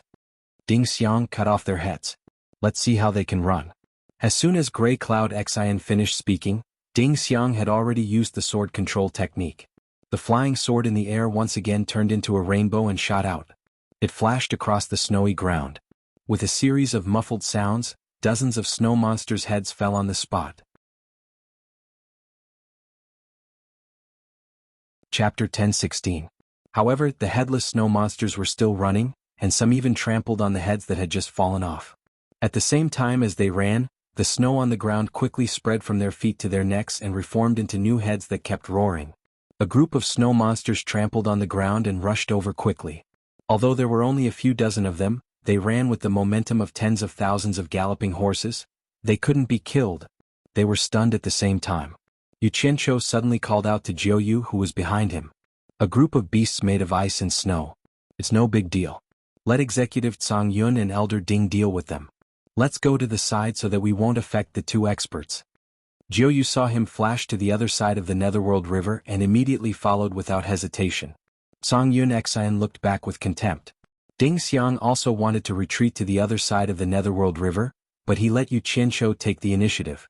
If he continued to do this, Song Yun Xian would be the only one left here. He was afraid that he would make Song Yun Xian unhappy, so he could only shut up and accompany him. It should be known that Song Yun Xian had received the Immortal Palace's decree to protect Yu Qianzhou. Yu Qianzhou could be unscrupulous, but Ding Xiang did not dare to act recklessly. If Song Yun Xian killed him, it would be no different from dying in vain. If he died here, Song Yun Xian would have 10,000 reasons to shirk responsibility, so it was better to be honest. Jiu stealthily glanced at Yu Qianzhou. Now, anyone could tell that the young girl was most likely not ordinary. He did not know why she had called him over. She wanted to help him get out of trouble and not help the other two who were also from the immortal realm. If she said that she had feelings for him, that was simply nonsense. Could it be that he had discovered his secret? The Netherworld is indeed the Netherworld. It's very different from the immortal world. Yu Qianzhou sighed as he looked at the other side of the Netherworld River. Then he tilted his head to look at Jiu, who was avoiding his gaze, and his lips curled into a smile. The reason why she protected him was not only because he had lived for a long time, but also because she felt that this wandering aquatic creature was hiding some secret, and it was a big secret that was waiting for her to unravel. The snow monsters charged forward, causing the ground to tremble. The surrounding snowy peaks finally began to crack, and in the blink of an eye, they began to collapse, creating avalanches. The snowy peaks that had shed their outer shell of snow immediately became much thinner, turning into icebergs wearing ice armor. Under the ice armor were dark peaks. It was unknown how many years these ice armors had been wrapped around these mountains. In the face of the incoming snow monsters, Surigun Xen looked straight ahead at the rumbling snow and stood there calmly. Ding Xiang, on the other hand, was a little impatient. He did not have Surigun Xian's ability to rely on, especially since these snow monsters were strange. They were definitely not that simple. The fact that they could not be killed was a very good proof. Ding Xiang did not dare to let these snow monsters get too close. He activated his sword art, and the flying sword turned into a long rainbow that rushed into the galloping snow monsters. After a round of killing, the snow fog in front of them was instantly filled with killing, and it did slightly slow down the speed of the snow monsters. However, it only slowed down the speed of the snow monsters slightly. The snow monsters that had been defeated rolled and crawled on the ground. They quickly merged with the snow and returned to their original form. They rushed out of the snow. No matter how powerful the flying sword was, even if it killed this group of snow monsters into pieces, the snow monsters continued to rush out of the thick snow. Ding Xiang immediately looked at Surigun Xian helplessly. Umph. Surigun Xian coldly snorted and flipped his sleeves to reveal two palms. His palms raised a thick astral energy and suddenly pushed at the incoming snow monsters. Boom. The surging astral winds howled out violently, and the snow monsters that were dozens of meters away from them were immediately blown away by the strong astral winds and struggled to move forward. In the blink of an eye, the snow monsters were blown away by the strong astral winds, and the layers of snow were peeled away. The charging head gradually shrank, followed by the forelegs and the running body. In the blink of an eye, the strong astral wind blew away the snow monsters, and they disappeared without a trace.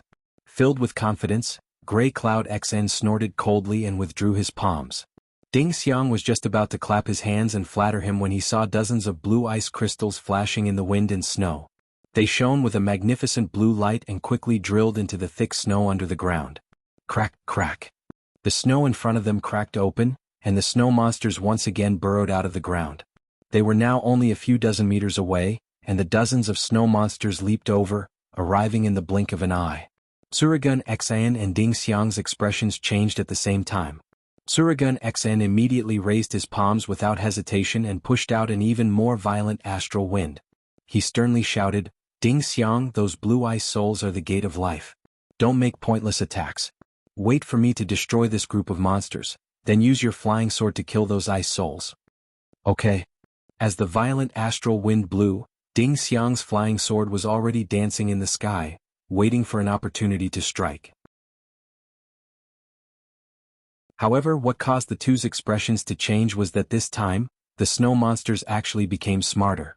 Their bodies flashed with a blue light, and their bodies were covered in a layer of blue ice armor.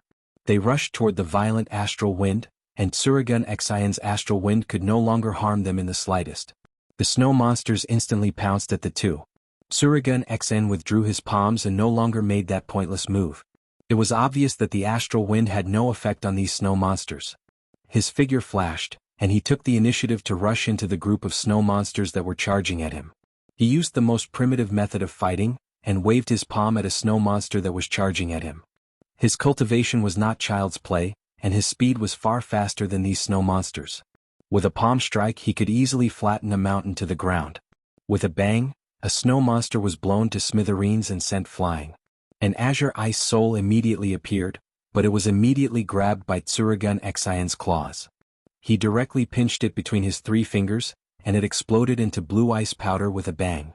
On the other side, after Ding Xiang used his flying sword to kill a snow monster, he discovered that the snow monster had recovered. He immediately understood that although the flying sword was powerful, it was not effective against these snow monsters. Instead, Tsurugun Xian was more experienced. Thus he followed suit, and the flying sword flashed into the storage bracelet on his wrist. His body flipped and his palms were like shadows. The dozens of snow monsters were smashed into powder one by one, and the ice souls hidden in their bodies had nowhere to hide. They were crushed into blue ice powder by the 2 of them. In the blink of an eye, the dozens of snow monsters were completely wiped out. The 2 of them thought that it was over, but after the blue ice powder fluttered in the air for a while, it quickly gathered together and became a dazzling azure ice soul again. The 2 of them were instantly speechless. Even Yu Qianqiu and Xin Yu, who were on the Netherworld River, were dumbfounded. They could not kill these things no matter what, so what was the point of continuing to fight? Yu Qianqiu was about to tell the 2 of them to leave, but he saw the girl standing on the ice peak wave her palms continuously, and countless azure ice souls shot into the snow at the foot of the ice mountain. In the blink of an eye, the snow arched and cracked everywhere, and hundreds and thousands of snow monsters crawled out of the ground. That was not the end. The girl then scattered several red ice souls to the foot of the mountain, and even more ferocious snow monsters crawled out of the snow. Each of their eyes emitted a terrifying red light. Finally, the girl scattered a handful of black ice souls to the foot of the mountain, but the black ice souls did not react for a long time after they were planted in the snow. However, the hundreds and thousands of snow monsters that had crawled out of the mountain were enough to make one's scalp numb. Moreover, these were some guys that could not be killed no matter what. A group of snow monsters began to rush over, and the ground shook violently. The few of them felt that they had provoked a hornet's nest. Old Song, capture the leader first. Yu Qianqiu suddenly shouted while staring at the girl. Immediately, Songyun Xian understood what he meant. He flashed into the air and directly shot toward the girl on the ice peak. Unexpectedly, there were 10 consecutive explosions in the snow at the foot of the ice peak. 10 black ice armored warriors crawled out of the ground, and 5 of them intercepted Songyun Xian in the air. In an instant they began to fight in the air, and they did not seem to be at a disadvantage at all. The other 5 black ice armored warriors formed a pentagonal formation and spread out around the girl in the air. It was obvious that they were protecting her. In the beginning, Songyun Xian did not take these black ice armored warriors seriously. However, after fighting with them in the air, he was immediately shocked. He realized that the cultivation of these ice-armored warriors was actually not weaker than the early-stage Netherworld Emperor. In other words, there were 5 early-stage Netherworld Emperor experts surrounding him, a mid-stage Immortal Emperor expert. Due to a moment of carelessness, he was caught off guard and surrounded by these ice-armored warriors. He did not even have the chance to draw his sword and was at a loss for words. He never dreamed that a girl who seemed to be an early-stage Netherworld Venerable would actually have so many early-stage Netherworld Emperor experts protecting her. It was a little shocking. He could not help but suspect this girl's identity, and he did not know who she was. The battle in the air was very lively. The 5 black shadows that surrounded Songyun Xian were as fast as phantoms, and did not give Songyun Xian any chance to escape. Songyun Xian was furious. He was tired of dealing with them, but he had to be patient and carefully protect himself, waiting for an opportunity to draw his sword and use a fatal killing move. On the other side of the Netherworld River, Yu Qianqiu and Xin Yu turned pale with fright. They didn't expect that with Grey Cloud Xian's cultivation, he would be beaten by a few icemen to the point where he could only defend himself. Moreover, there were still 5 icemen eyeing him covetously from the side. They hadn't even joined in the attack on Grey Cloud Xian. The most frightening thing was that these snow monsters could not be killed at all. What the hell? Who was this woman? Could she be the Snow Empress of the Netherworld realm in this million-mile snowy mountain? But she did not look like it. Yu Qianzhou's eyes flickered incessantly. Now he vaguely understood why the people from the immortal dimension were unable to leave this place alive. Just think about it, any random person that came out was able to bring along so many experts. How could ordinary experts from the immortal dimension resist them? Chapter 10:17. On the other side of the Netherworld River, Ding Xiang, who was dealing with hundreds and thousands of snow monsters by himself, was in even more pain. The snow monsters formed by the azure ice spirits swarmed over, and some leaped down from above, wrapping him up into a ball. However, this was nothing. His body was very fast and his palms were like shadows. He could shatter one with each palm. Although he didn't have time to shatter their ice spirits, with his late-stage great immortal cultivation, he could barely deal with them. However, ever since the 100 snow monsters with glowing red eyes joined the attack, he almost burst into tears. These snow monsters with red eyes weren't something he could shatter with a single palm strike. As soon as he clashed with them, he realized that the snow monsters with blue eye souls were only at the level of underworld sages, but the ones with red eyes were at the level of underworld venerables. They weren't too far off from his level of cultivation. At most he could push them back with one palm. If he used more force he could crack them. However, when they rolled on the ground they would immediately recover. He couldn't hurt them, couldn't kill them, and there were so many of them. Imagine if nearly 100 of these snow monsters surrounded Ding Xiang, and nearly 1,000 snow monsters with azure ice spirits swarmed him, what would happen to him? Amidst the deafening roars, Ding Xiang's clothes were in tatters, and his body was full of injuries. He was on the brink of death. He was filled with regret now. What was she doing here with these two fellows in a trance? In such a crazy group fight, Ding Xiang's figure could no longer be seen from the outside. They could only guess that Ding Xiang was still alive and not dead from the snow monster's movements, the sounds of fighting, and Ding Xiang's angry roars. On the other side of the Netherworld River, Yu Qianzhou and Xin Yu's scalps were numb. One really couldn't judge a book by its cover. The few men thought that the young lady was easy to bully, but when she showed her power, the few men together were not enough to fight her. The young lady just stood there like she was watching a show.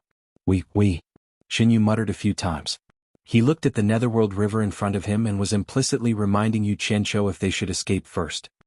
His cultivation wasn't considered high among the Styx's water tribe, but it wasn't by luck that he had lived for so long. Most importantly, if you can't win, don't force yourself. If you need to compromise, do so. If you need to escape, do so. Face is worthless. Never try to be a hero. This was his secret trick. However, this time he couldn't run away even if he wanted to. His body was sealed by Yu Qianzhou. Without Yu Qianzhou's permission, running away would be a dead end. Therefore, he wanted to kindly remind Yu Qianzhou that it was time for them to run. He felt that Yu Qianzhou was not a person with a strong backbone. He could tell that Yu Qianzhou was not an ordinary person just by watching the fire from the other side. How can you abandon your friends when they are in danger? Yu Qianzhou glanced at him and warned.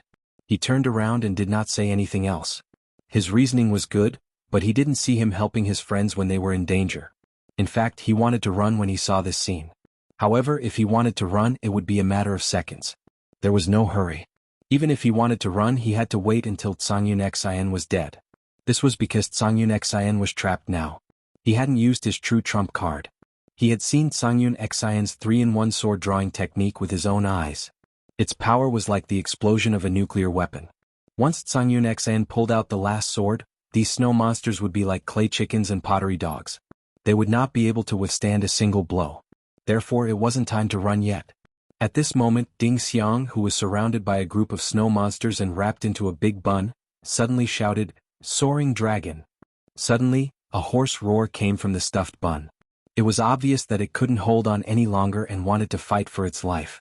In the middle of the big bun that was made of snow monsters, a white pillar of light suddenly erupted into the sky. With a bang, all the snow monsters that were pouncing toward the center were sent flying. The power was really shocking. The shockwave even forced the two people on the other side of the Styx to take a few steps back. Ding Xiang, who was almost completely naked, rushed into the sky. He didn't care about anything else. He broke out of the encirclement and immediately fled into the distance. However, what he didn't expect was yet to come.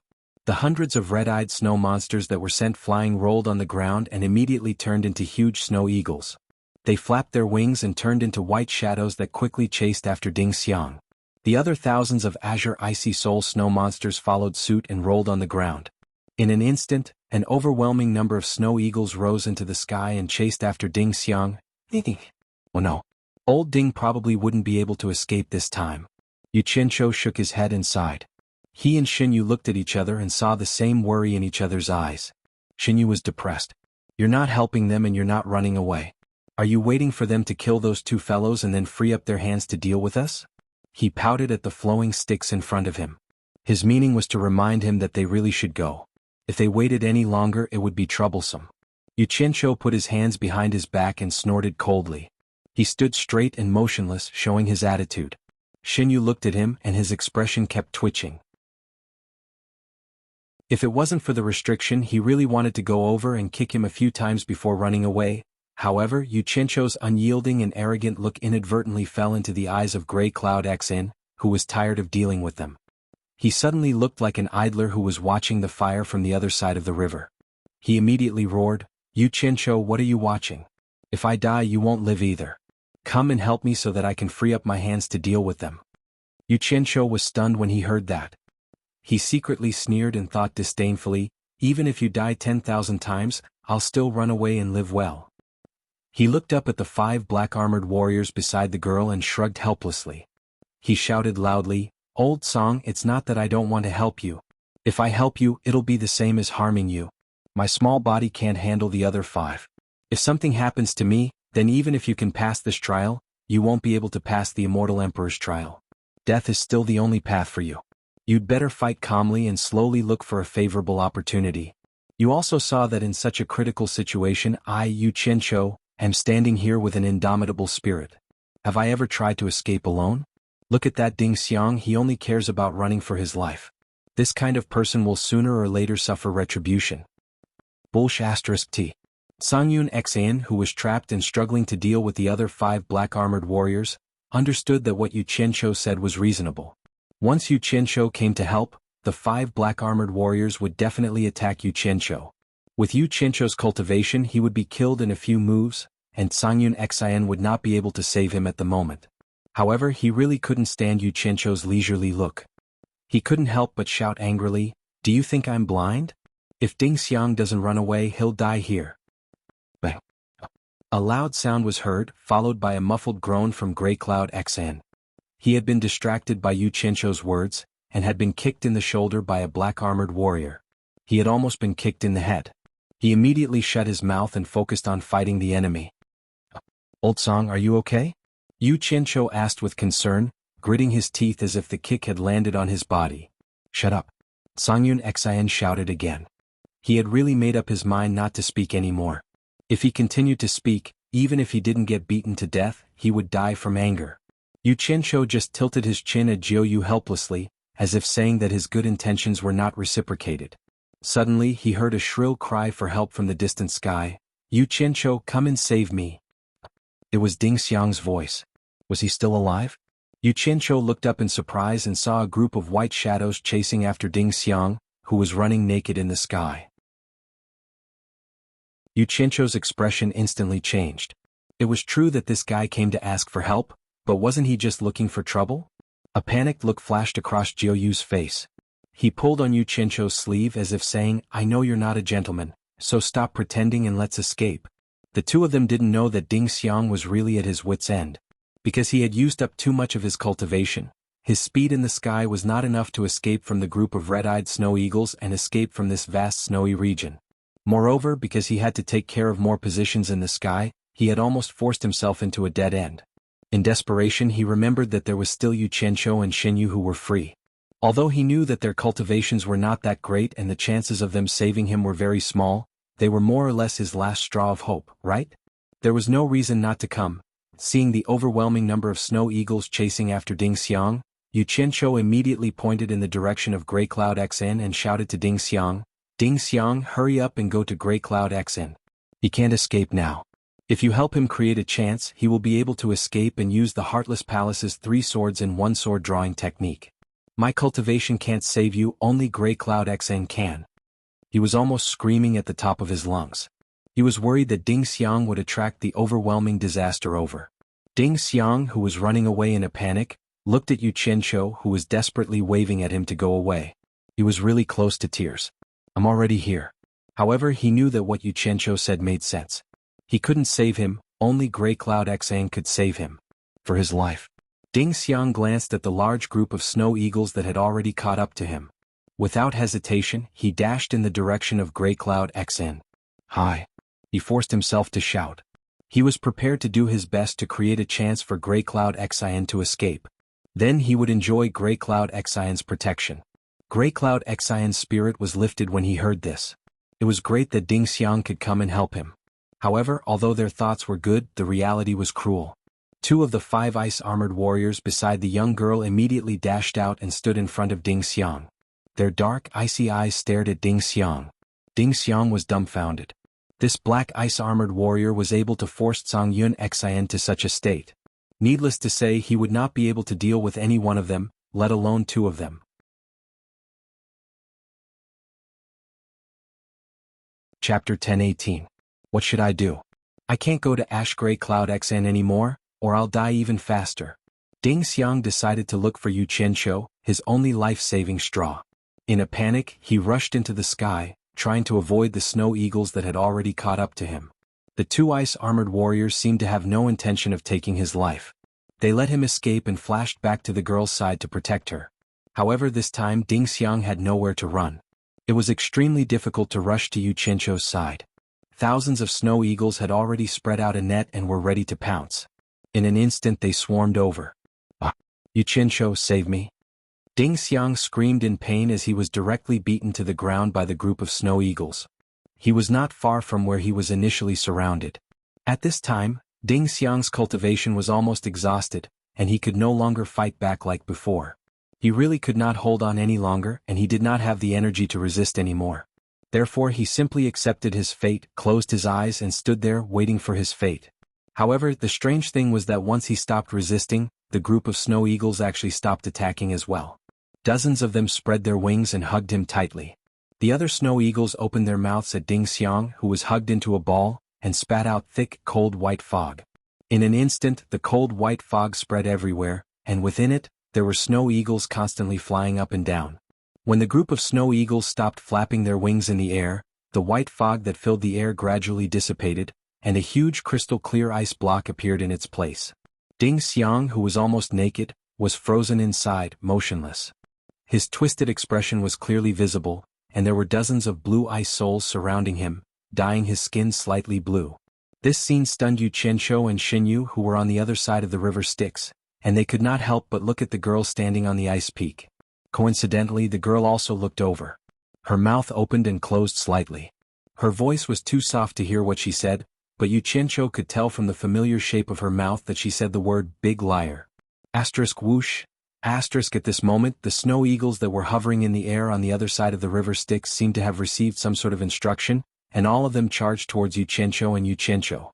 Xinyu panicked. As expected, he was going to deal with the 2 of them as soon as he could. He grabbed Yu Qianqiu and said, "Let's go. Go hide in the river Styx for now. I'll deal with them." Yu Qianqiu shrugged him off.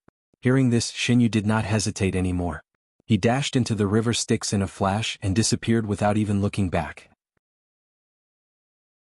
He ran far away in an instant, and stuck his head out of the river Styx to watch from afar. Yu Qianqiu narrowed his eyes as he stared at the group of snow eagles that were charging towards him. The corner of his mouth curled into a cold smile. Thousands of purple flame high-energy blades had already silently formed around his body, and they quickly densely covered the sky above the river Styx. When the group of snow eagles neared the river Styx, he suddenly stretched out his hand and opened his claws. The invisible purple flame high-energy blades suddenly attacked. In an instant, the snow eagles above the river Styx screeched. The snow eagles that were charging towards him were in a mess in the air, but they could not resist the purple flame high-energy blades. In an instant, chunks of snow fell into the river Styx. The snow eagles that were missing wings, legs, or heads in the air wanted to flash back to the snow on the other side of the river Styx to rearm themselves. However, Yu Qianqiu was only using them to test the group attack power of the purple fire high-energy blade. The reason he was able to stand there so calmly without running away was because he naturally had a killing move to deal with these snow monsters. Otherwise, it would be strange if he didn't panic. He spread his fingers in the air, and thousands of purple flame high-energy blades instantly melted into intense purple flames. They were still invisible, and they immediately wrapped around the snow monsters that were trying to escape. Instantly vaporized. A vast white mist suddenly appeared above the Netherworld River and rose. Close to 1,000 snow monsters that were killed by the purple flame high-energy sword were instantly vaporized by the high temperature. Close to 1,000 blue or red ice souls immediately appeared above the Netherworld River. Yu Qianqiu looked strangely at the stunned girl on the ice peak and smiled. He moved his fingers slightly, and the high temperature immediately wrapped around thousands of ice spirits. Immediately, the red and blue ice spirits above the river Styx trembled. They wanted to get rid of the terrifying high temperature that wrapped around them and restrained them. However, they did not have the strength to do so. They had encountered something that was their natural nemesis. The bright red and blue colors of the ice soul gradually faded, and its body gradually shrunk into mist. A painful moan that sounded like a soul being tortured rang out in the sky above the Styx. The sound was so repetitive that it made people panic. It was as if the entire night sky was echoing with this terrifying sound. Yu Qianqiu looked up at the sky in surprise. He felt that every ice spirit seemed to have a person's soul in it. It was very strange. Seeing that all the ice souls had turned into mist and disappeared, the silent, agonizing sounds of struggling slowly disappeared. The girl on the ice peak opened her mouth slightly and looked at Yu Qianqiu in disbelief. So this cowardly guy hiding at the side was the real expert among these people. Xinyu, who was far away on the surface of the river Styx, was also dumbfounded. Grey Cloud Xian, who had taken the time to pay attention to this side, was instantly energized. He said, "Yu Qianqiu, if you have the ability, don't hide it anymore. Come and help me." Yu Qianqiu ignored him for the time being. The intense high temperature condensed into purple flame high-energy blades again and distributed them around his body as a guard. He quickly looked around. He was worried that these ice spirits would revive again. After waiting for a while, he heaved a sigh of relief when he saw that there was no reaction. He thought to himself that the high temperature was indeed the nemesis of these snow monsters. Then he flashed to the other side of the river. Looking at Ding Xiang, who was frozen in the huge ice block, Yu Qianqiu's brows twitched slightly. The purple flame high-energy blades beside him immediately broke down into several pieces and enveloped the huge ice block with high temperature. Immediately, the huge ice block vaporized and shrunk. However, before the huge ice block completely melted, the remaining ice blocks immediately exploded. Dozens of blue ice spirits quickly flew away as if they had seen a ghost. Yu Qianqiu did not make things difficult for them. The main reason was that he did not want to hear that damn sound again. He put away the purple flame high-energy blades and looked at Ding Xiang, who was standing there stiffly. He released his divine sense to check on him and found that his heart was beating weakly. With his cultivation he should not die. After all, the physical body of an immortal was different from that of a mortal. It would not be so easy for him to die. "You are from the celestial world's heartless palace?" A terrifying cold snort suddenly echoed in the surroundings. It was a stranger's voice. Yu Qianqiu suddenly raised his head. The 5 black-armored warriors that were fighting fiercely with Cangyun Xen suddenly retreated and returned to the top of the ice mountain. They saw that the 10 black-armored warriors were surrounding the young girl, and there was a man and a woman standing on each side. The man was tall and had a sharp face. He had an extraordinary aura. The woman was elegant and dazzling. Both of them were dressed in white. The 3 of them stood together. Especially the way the young girl looked at them, it was obvious that they were a family of 3. A family of 3 suddenly appeared in this godforsaken place. Coupled with the fact that the young girl could summon so many snow monsters to protect her, Yu Qianqiu and Cangyun Xen immediately thought of the legendary Snow Emperor and Snow Queen. The young girl was naturally the daughter that had been injured by someone from the celestial world. Facing a great enemy, Cangyun Xen, who had his hands free, was shocked. His right hand had already reached for the storage bracelet on his left wrist. The man standing on the ice mountain stared sharply at Cangyun Xen's hand movements. He said slowly, "Looks like Wang Qing didn't send you to find me." Hearing this, Cangyun Xen was slightly startled. He didn't want to act rashly. He slowly let go of the storage bracelet and said in shock, "You know our sect leader? Just an old friend from many years ago." The white-robed man's tone gradually turned cold. "I didn't think that the Heartless Palace would have another mid-stage immortal emperor expert. Since Wang Qing didn't send you, why did you trespass into my Great Snow Mountain?" His words clearly showed that he was the master of Great Snow Mountain. Cangyun Xen looked at the couple's cultivation. They were indeed mid-stage underworld emperor. He cupped his hands and said, I am Heartless Palace's consecrator, Songyun Xen. You must be Snow Emperor and Snow Queen. Sorry for being impolite. Since you already know, don't be so long-winded. Snow Emperor's eyes were sharp. Let me ask you, why did you trespass into my great snow mountain and attack my daughter? Father. The young girl pointed at Yu Qianzhou and said indignantly, this big liar killed close to 1,000 of my ice soul warriors. He even lied to me that. She revealed everything that Yu Qianzhou had lied to her in one breath. On the other side, Yu Qianzhou was instantly speechless. He didn't think that he would be so unlucky to offend the daughter of Snow Emperor and Snow Queen. On the other side, Snow Queen's eyes were already filled with killing intent. She stared at Yu Qianzhou with a majestic aura and shouted, How dare you! Luckily, Songyun Xan still wanted to protect Yu Qianzhou. He hurriedly continued, I didn't mean to offend your daughter. I was really framed by Li Palace's Aqua Race's crown prince, Li Zhong. He immediately recounted what happened at the Dragon Transformation Gate and how he was forced out of the river Styx by Li Zhong. It wasn't that Songyun Xan was really afraid of them, but that they were old friends with sect master Wang Qing. The family of three looked at Yu Qianzhou in surprise. The killing intent on Snow Queen's face instantly disappeared. She said in surprise, You helped the fourth crown prince of Li Palace make the great leap? After seriously sizing him up, the husband and wife immediately realized that they couldn't see through Yu Qianzhou's cultivation. They looked at each other in bewilderment. It was just a coincidence. Yu Qianzhou smiled modestly. Songyun Xan cupped his hands in a timely manner and said, I hope that Snow Emperor and Snow Empress can be magnanimous and let us go on account that we didn't mean to offend you. We will leave this place immediately and not disturb you again. On account of Wang Qing I can let you go. But Snow Empress suddenly stared at Yu Qianzhou and said, No matter how high your cultivation is, since you dared to bully my daughter, even if we die we will fight you and seek justice. What she meant was that she thought that Yu Qianzhou's cultivation was too high, and the husband and wife were prepared to join forces to seek justice from Yu Qianzhou. Yu Qianzhou was depressed. Why would there be a need for the two of you to join forces? One of you is enough to deal with me.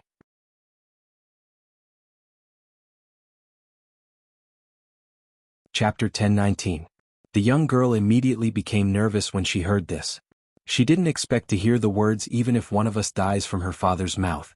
Thinking back to how Yu Qianzhou had killed over 1,000 of her ice soul warriors with a wave of his hand, she immediately regarded Yu Qianzhou as an expert among experts, and began to worry about her parents' safety.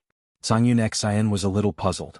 Even the Li Palace's Sea tribe knew about this, but this Snow Empress of the Netherworld actually knew nothing about it. Her information source was really blocked. Yu Qianzhou also had the same doubts. Songyun Xan cupped his hands and said, Snow Empress is too serious. Yu Qianzhou is only at the early stage of small immortal. He only used a few concealment techniques to prevent others from seeing through his cultivation. Many people in the Netherworld know about this, so Snow Empress will know once she asks around. The husband and wife were stunned when they heard this, and began to re-evaluate Yu Qianzhou. Being looked at like this made Yu Qianzhou feel very awkward. It doesn't matter if it's real or fake. Snow Empress pointed at Yu Qianzhou and snorted coldly. You dare to bully my daughter, then leave your life behind. Songyun Xan, on account of Wang Qing, and on account that nothing has happened to my daughter, you can leave. If he stays, there's still him. She pointed at Ding Xiang, who had just recovered. Ding Xiang, who was almost running naked, had actually heard everything. He was happy that he wasn't mentioned, but when he turned around and saw the appearance of Snow Empress and Snow Empress, he saw Snow Empress pointing at him. His expression immediately froze, and he nervously took out a set of clothes from his storage bangle to put them on. Yu Qianzhou, who wanted to say a few more words, realized that Snow Empress wouldn't make an exception, so he simply shut his mouth and didn't bother to say anything. In any case, Songyun Xian wouldn't let anything happen to him. Taking 10,000 steps back, he could escape at any time, so there was nothing to be afraid of. He calmed down, but Songyun Xian said with a dark expression, It's not that I don't want to give the Snow Emperor face, but I received the decree of the sect leader to protect him. Actually, I don't want to protect him. He killed my grandson, so he is my enemy. I want to tear his tendons and skin his bones. However, if something happens to him, my heartless palace, including the sect leader, will face a disaster. I have no way out, so I have to protect him. Snow Empress, please give face to the sect leader of the heartless palace and be merciful. When he said that, both husband and wife were a little surprised. The Snow Emperor looked Yu Qianzhou up and down and said in a low voice, "What you mean is that if something happens to him, even Wang Qing will be implicated? Could it be that he has some sort of background? Could he be someone from the immortal world's immortal palace? More or less." Song Yun Xian nodded. Although he didn't know what the relationship between the Snow Emperor and sect leader Wang Qing was, he heard that the Snow Emperor would kill anyone from the immortal world who trespassed into the Great Snow Mountain, but he was lenient to the people of the Heartless Palace. It was obvious that his relationship with sect leader Wang Qing was not ordinary. Therefore, Song Yun Xian briefly recounted how Yu Qianzhou received the decree of the immortal emperor, and how the Heartless Palace received the decree of the immortal palace to protect Yu Qianzhou, composed for Jin Tai's wedding. The Snow Empress lost her voice in surprise. Even the young girl and the mother and daughter looked at Yu Qianzhou in disbelief. The mother and daughter naturally knew what kind of person the immortal Emperor Jin Tai was. He was a supreme being in the immortal world that was equivalent to the underworld emperor of the underworld. For someone like Jin Tai to personally mention him and send an expert to protect him, one could imagine how talented he was. The mother and daughter's eyes couldn't help but shine.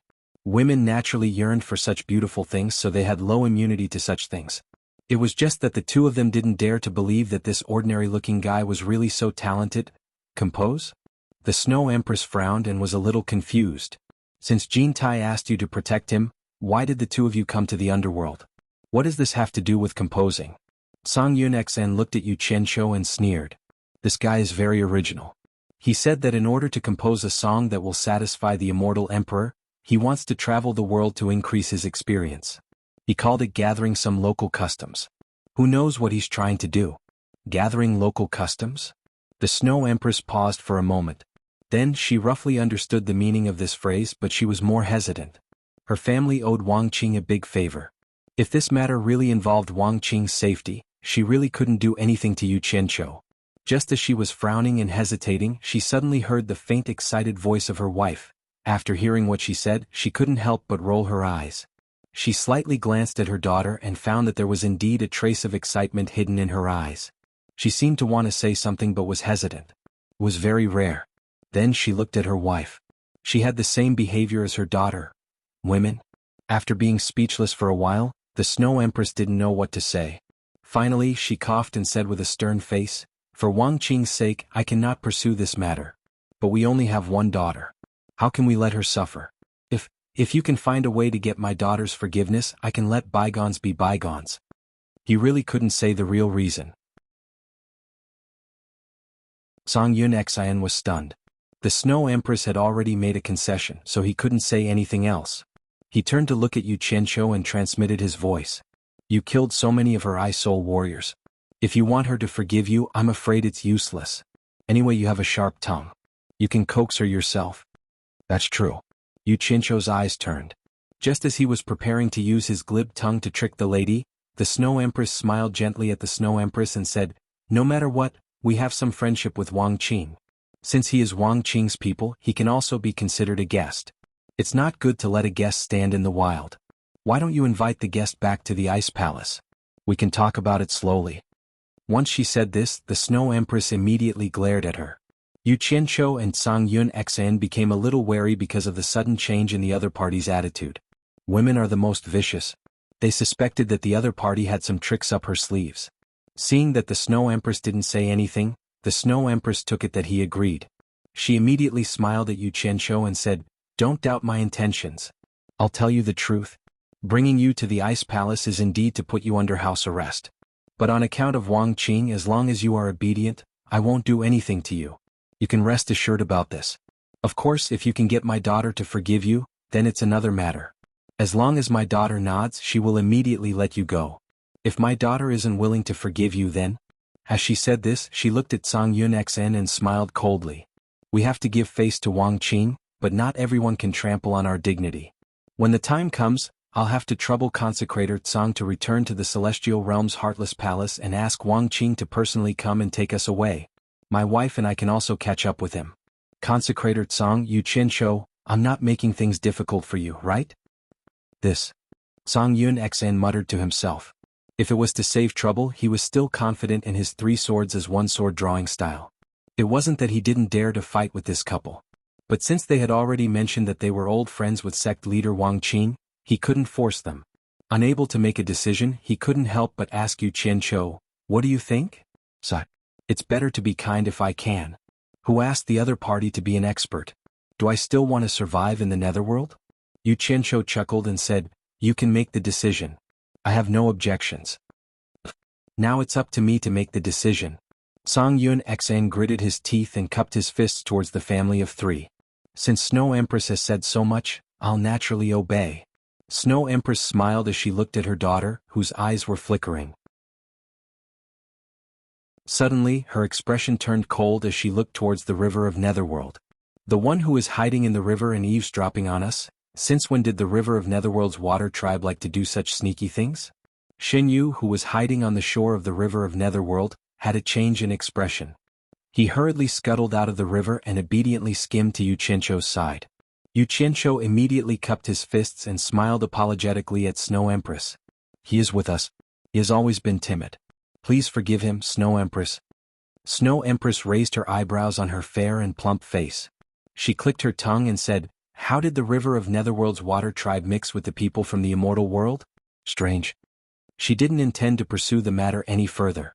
She turned to Snow Empress, who had a long face, and said with a smile, "Husband, you don't have any objections if I handle it this way, right?" Snow Empress couldn't do anything to the mother and daughter. She turned into a beam of white light and flew away. Snow Empress chuckled and waved at the 10 black ice-armored warriors around her. The ice-armored warriors instantly turned from black to crystal clear. Black ice crystals were spat out and fell into her hands. Then she pulled her daughter and chased after Snow Empress. Yu Qianqiu and the others stared at the lifeless ice-armored warriors for a while. They looked at each other and helplessly flew after them. On the vast snowfield, there were mountains rising and falling. The sky was black and the ground was white.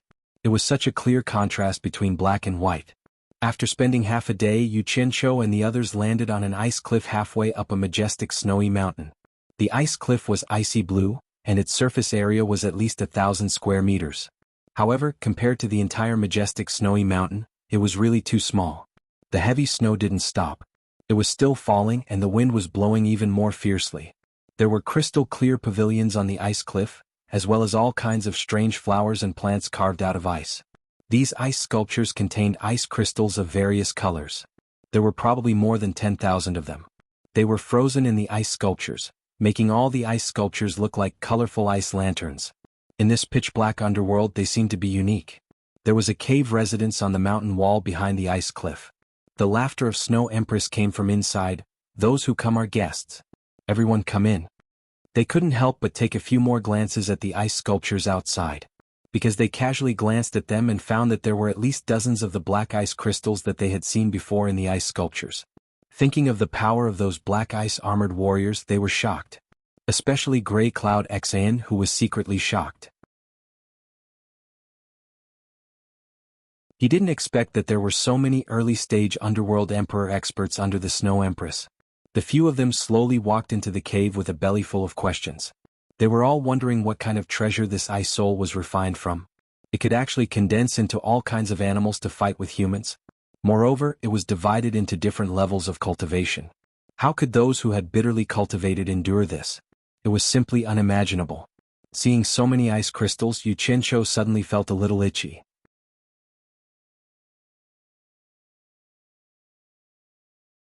Chapter 1020. The Netherworld is a world of ice and snow. It's not as clear as the sun, moon, and stars of the immortal world. Although these ice caves are not as pleasing to the eye as the immortal world's sleeping quarters, they are all sculpted from 100-million-year-old ice. Cultivating here for a year is equivalent to cultivating in other places for 10 years. Not to mention the immortal world, even in the Netherworld, it's hard to find such a good place for cultivation. The Snow Empress led them around the ice palace and giggled as she pointed to a few rooms and introduced them. Finally, she smiled sweetly at them and said, "Don't worry and stay here. If you need anything, just come and find me. I won't keep you company." With that, she left with a bright smile on her face. Stay here? Yu Qianqiu and the others were speechless as they watched her round and perky figure disappear at the end of the ice palace corridor. They weren't attracted by the Snow Empress's plump beauty, but they were confused and didn't know what this flirtatious woman was up to. The Netherworld Snow Empress actually acted like a brothel keeper and brought guests to look at the rooms. It was really out of their expectations. Was this woman scheming, or was she a fickle woman? They looked at each other. Yu Qianqiu scratched his head and said, "Didn't you want me to get the princess's forgiveness? What do you mean by letting us stay here?" Ding Xiang's face was also filled with suspicion. That's strange. Even if they're here to receive guests, how come they don't see any subordinates in this huge ice palace? To actually trouble the Snow Empress to personally receive them, it really makes us feel fear and trepidation. His current impression of Yu Qianqiu could be said to be extremely good. Grey Cloud XN snorted coldly and said, "She just wants peace and freedom. If she wants subordinates, there are many. Didn't you see her scattering beans to form soldiers?" When they recalled the scene of the ice souls turning into snow monsters, they all fell silent. Yu Qianqiu paused for a moment before turning around and walking into a room. The others curiously followed him in.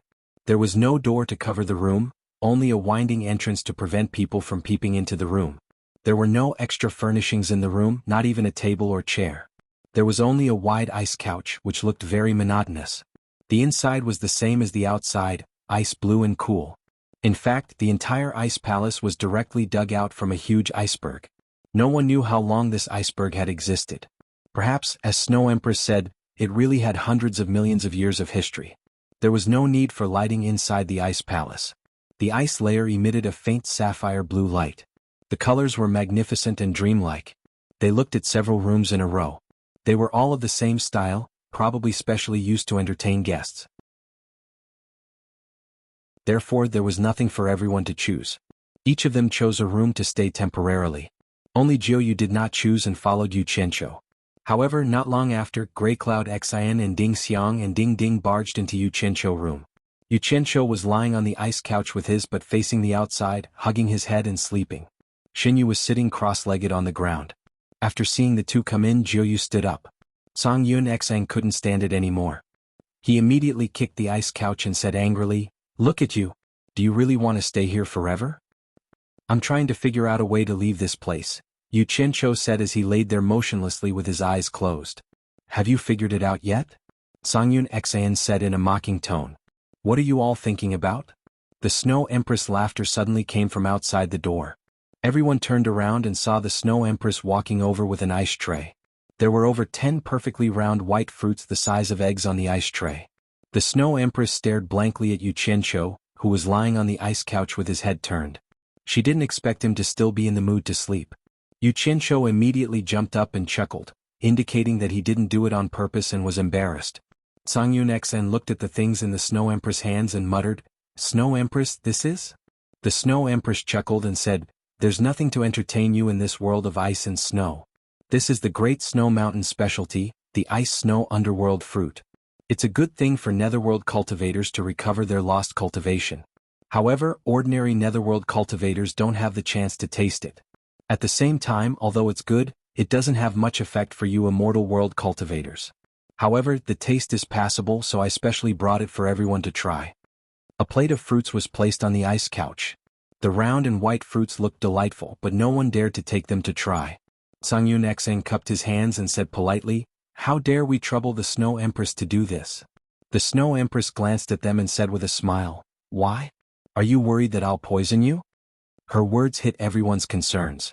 Yu Qianqiu immediately smiled and tried to smooth things over. "Snow Empress, you're exaggerating. We offended the princess unintentionally and are feeling guilty. Even if the delicacy is in our mouths, it's like chewing wax. We really don't have the mood to eat. I wonder where the princess is? I'm in a hurry to apologize to the princess and hope to get her forgiveness. I hope the Snow Empress can help me." The Snow Empress replied with an "oh," and said with a smile, "I'm afraid you're in a hurry to leave this place." She pointed at the plate of fruits and said, "Eat this fruit first, then I'll bring you to see my daughter." The few of them stared at Yu Qianqiu.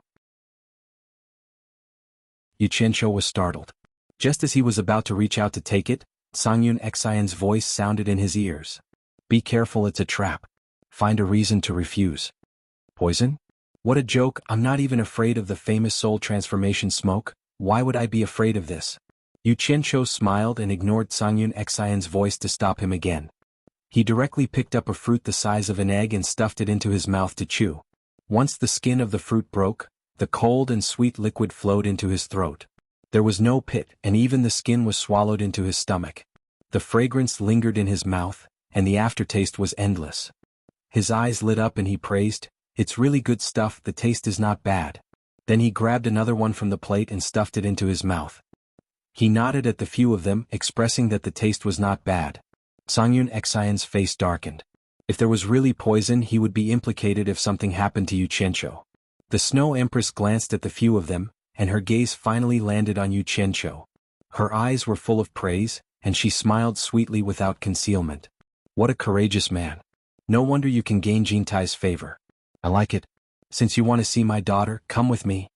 The unique charm of ice and snow that she exuded could not help but make the hearts of the men palpitate. The few of them were speechless as they watched Yu Qianqiu leave with the Snow Empress. Songyun Xian wanted to follow, but he was rejected by the Snow Empress. The plate of fruits on the ice couch was also taken away by the Snow Empress. She seemed to be angry at them for not knowing what was good for them. In the corridor of the ice palace, Yu Qianqiu couldn't help but stare at the voluptuous figure in front of him. Who knew that the Snow Empress seemed to have eyes on the back of her head? She giggled. Is it good looking? How is my figure compared to the women in the immortal world who enjoy the sunlight, rain, and morning mist? Yu Qianqiu's gaze quickly moved away from the voluptuous buttocks. He awkwardly sucked up to her. Of course the Snow Empress is better. Bootlicker. The Snow Empress kept cursing, but she still asked with great interest, that Ji Wu who is about to become the immortal Empress of the Immortal Palace, since she can gain Jintai's favor, her looks must be extraordinary and rare. Compared to her, am I far from her? This was the mentality of a woman. She still had to ask questions after cursing. Yu Qianqiu had seen Ji Wu before, and she was indeed much prettier than the Snow Empress. However, how could Yu Qianqiu speak the truth? If he said that another woman was prettier than her in front of her, wouldn't that be asking for trouble? He immediately said solemnly, although she is beautiful, compared to the Snow Empress, she is still slightly inferior. Go away. The Snow Empress spat and scolded with a smile. Nonsense, bootlicker. Jintai's standards aren't so low. Although she scolded, the joy in her laughter wasn't concealed. It could be seen that she was a woman who dared to love and hate. In the end, the two of them kept on mocking each other and sucking up to each other until they reached the entrance of the ice palace. The wind and snow outside had already stopped. It was a pity that there wasn't any sunlight. Otherwise it would be a rare snowy scene. Yu Qianqiu was wondering why she brought him out, but he saw the ice princess working on an ice flower amidst the rainbow formed by various ice spirits. The two of them walked behind the ice princess. The ice princess was so focused that she didn't even turn her head. Yu Qianqiu couldn't help but stretch out his head to take a look. He wanted to see what kind of flower the other party was carving. In the end, it was a flower that looked a bit like a butterfly. He searched through his mind, and he even thought back to the patterns in the rare treasure's mirror, but he still couldn't see what kind of flower it looked like. He sighed endlessly in his heart. The netherworld really was vast and had all kinds of strange things. Linglong, what flower are you sculpting? The Snow Empress stood behind the ice princess and asked gently. It was a mother's love for her daughter. Shui Linglong paused and thought for a while. She smiled and said, Rose? The Snow Empress' smile froze. Oh. Yu Qianqiu couldn't help but exclaim. He felt like he was struck by lightning. He looked at the flower that looked like a butterfly but not a butterfly. His eyes were filled with disbelief. This was actually a rose? Then he looked at his two mothers who turned around to look at him and smiled apologetically. He giggled foolishly and said, I'm ignorant and ill-informed. So the rose of the underworld looks like this. I've learned a lot. There's no sunlight or rain in the netherworld, so roses can't grow. This is the celestial world's rose. Shui Linglong muttered shyly. Oh. Yu Qianqiu was shocked again. He pointed at the ice flower and said in shock, You've never been to the celestial world? How can the celestial world's rose look like this? Oh. The Snow Empress moved as fast as lightning and slapped the back of his outstretched hand. She scolded, My daughter says roses are like this, so they are like this. Do I need you to talk so much?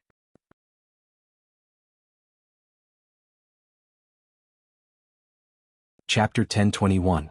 Yu Qianqiu sucked in a breath of cold air and retracted his hand in pain. He didn't know what was wrong with this woman. Did she have to be like this with just one sentence? But seeing the anger on her face and Shui Linglong's sobbing face, he vaguely guessed something. He swallowed back the vulgarities that were about to come out of his mouth. Then looking at the strangely shaped ice flowers around, his expression twitched. He thought they were some strange flowers from the netherworld. But now that he thought about it, it seemed like Xue Linglong had created them out of thin air. Maybe that crab-like flower was the legendary peony flower. I can't see the sunlight, so I've never been to the celestial world. Xue Linglong murmured, then looked up at Yu Qianqiu and asked, "Can you tell me what a rose looks like?" Snow Empress hugged her in her arms with heartache. She forced a smile and comforted, "If there's a chance, your father and I will definitely take you to the celestial world to see." Yu Qianqiu looked at the two mothers and hesitated for a while. Finally, he couldn't help but ask, "With Princess's cultivation, it shouldn't be a problem to go to the celestial world, right? Why can't you see the sunlight? It's all your celestial world people's doing." The Snow Empress turned her head and scolded. She couldn't hold back her tears anymore. The teardrops that rolled down her charming face were really pitiful and moving. "Mother, I'm fine. I don't want to go to the celestial world." Xue Linglong's tears also flowed down, but she hurriedly wiped her mother's tears. In the end, the two of them hugged each other and cried. Yu Qianqiu scratched his head and looked at the entrance of the ice palace in a panic. He was really worried that Snow Empress would misunderstand after seeing this scene. If that happened, she wouldn't think that he bullied her wife and daughter. She would definitely fight him to the death. "I heard that Princess was injured by someone in the celestial world and hasn't recovered yet. Princess can't go to the celestial world because of your injury?" Yu Qianqiu asked the question in his heart. In order to stop the mother and daughter from crying any further, he tried to ask, "Can you tell me what exactly is going on?" However, at the mention of this, the Snow Empress seemed to recall some sad past events and cried until her shoulders trembled. Yu Qianqiu immediately panicked. If this continued, the Snow Empress would really misunderstand. He rolled his eyes and no one knew what he was thinking. He stretched out his hand, and as if he was performing a magic trick, a beautiful red rose appeared in his hand. He handed it over to the mother and daughter pair, bringing a wisp of fragrance with it. "This is?" Xue Linglong's eyes lit up. She was attracted by the beautiful flowers. Snow Empress raised her head slightly and exclaimed, "Roses!" Xue Linglong was pleasantly surprised. "This is a rose? So beautiful." Without waiting for Yu Qianqiu's consent, he grabbed it and placed it between his nose and mouth, smelling its fragrance with an intoxicated look on his face. Seeing that the mother and daughter finally stopped crying, Yu Qianqiu instantly chuckled proudly and said, "Coincidentally, I'm also a flower lover, so I brought some roses with me." He looked like a flower thief teasing the mother and daughter. His words sounded better than singing, but in reality, he had remembered that Utopia had planted all sorts of flowers, so he casually picked a rose. Speaking of which, he had to thank Guan Yu. Back then, when Yu Qianqiu first came to the 100 Flowers Valley with Guan Yu had bought many kinds of flower seeds from the 100 Flowers Valley and planted them in Utopia's flower fields. Now he casually picked it to fool people. However, he only felt proud for a while before the smile on his face froze. The rose in Xue Linglong's hand was turning black at a visible speed, then slowly withering. In the end, it turned into ashes and disappeared with the wind. Xue Linglong held some ashes in her hands and shouted in panic, "Mother, mother, my rose!" She was helpless and seemed to want to beg her mother to help her save the lost rose. However, Snow Empress was also helpless. Otherwise, her daughter would have seen a rose. Snow Empress's face was full of heartache. She grabbed her daughter's hands and didn't know what to say. Sigh. A sigh sounded behind Yu Qianqiu helplessly. Yu Qianqiu suddenly looked back and realized that it was none other than Snow Empress. He didn't know when she had come behind him, but she clearly knew what had happened. "Thank you for your kindness." Snow Empress patted Yu Qianqiu's shoulder and smiled bitterly. "The netherworld and the celestial world are different. The difference is between life and death. This distance is an insurmountable gap, an insurmountable law of heaven and earth. The netherworld is full of death. The flowers and plants in the celestial world can't survive here and will turn into ashes in the blink of an eye. But the celestial world is full of life. Most of the flowers and plants in the netherworld will have the same ending in the celestial world. Cultivation is something that goes against the natural law of heaven and earth. Unlike cultivators like me who go against the natural law, we can freely travel between the celestial world and the netherworld when we reach a certain realm. Do you understand what I mean?" Yu Qianqiu nodded thoughtfully. He recalled the scene when he had collected the resurrection grass in front of the gate to the netherworld. The resurrection grass had turned to dust the moment it came into contact with life. It was exactly as the Snow Empress had said. But it was also because he remembered the scene of collecting the resurrection grass that his eyes lit up.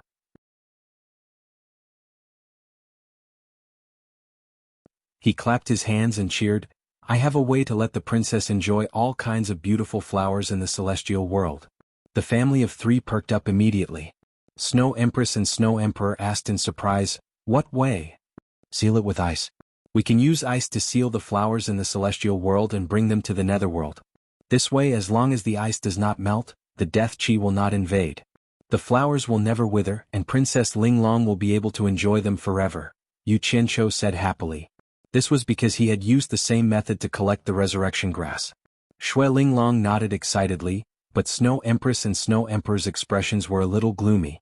Yu Qianqiu was stunned and said, "Won't this method work?" Snow Empress smiled bitterly and shook her head. "The frozen snow dance is a spell that my wife and I are proficient in. How could we not think of this method? If it's really useful, let alone a mere rose, even freezing thousands of miles in an instant wouldn't be a difficult task for me and my wife.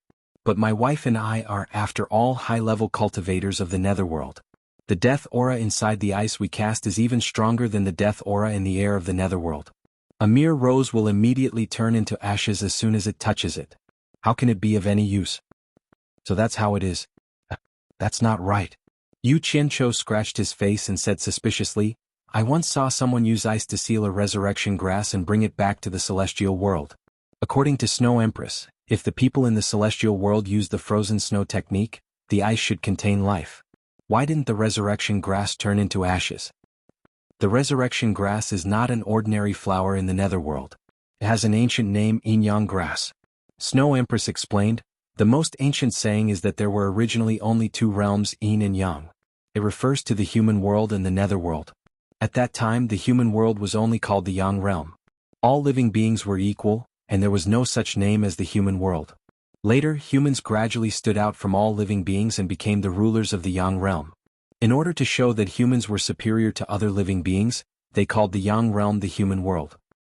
The dead of the yang realm go to the netherworld, and those who transcend the netherworld go to the yang realm to be reincarnated as all kinds of living beings. The ancient method called it fate and reincarnation.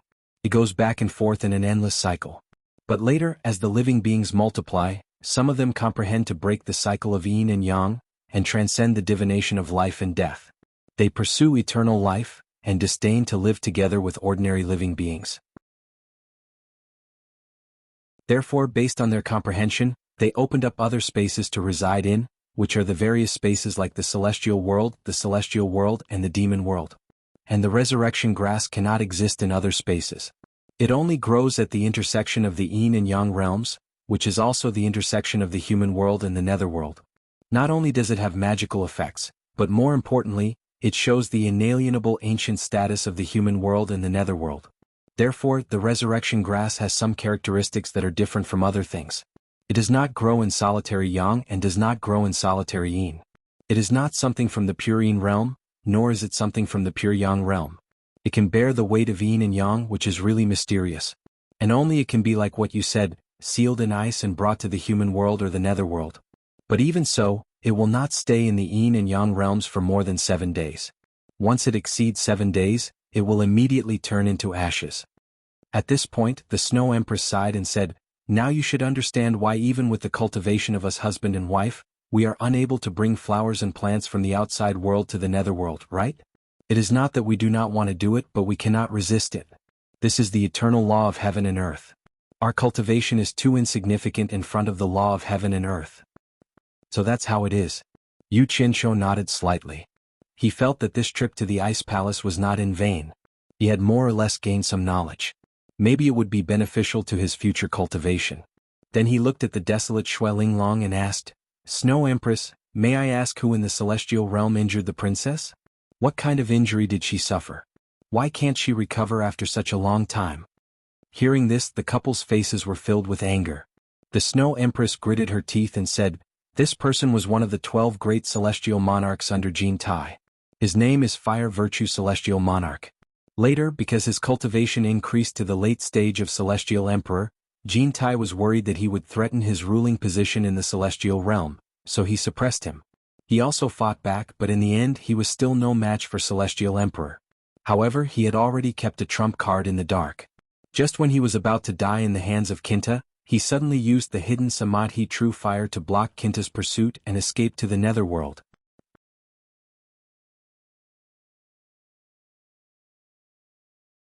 Chapter 1022.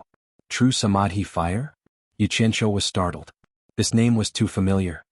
He immediately reacted and exclaimed, "You mean True Samadhi Fire?" "Yes.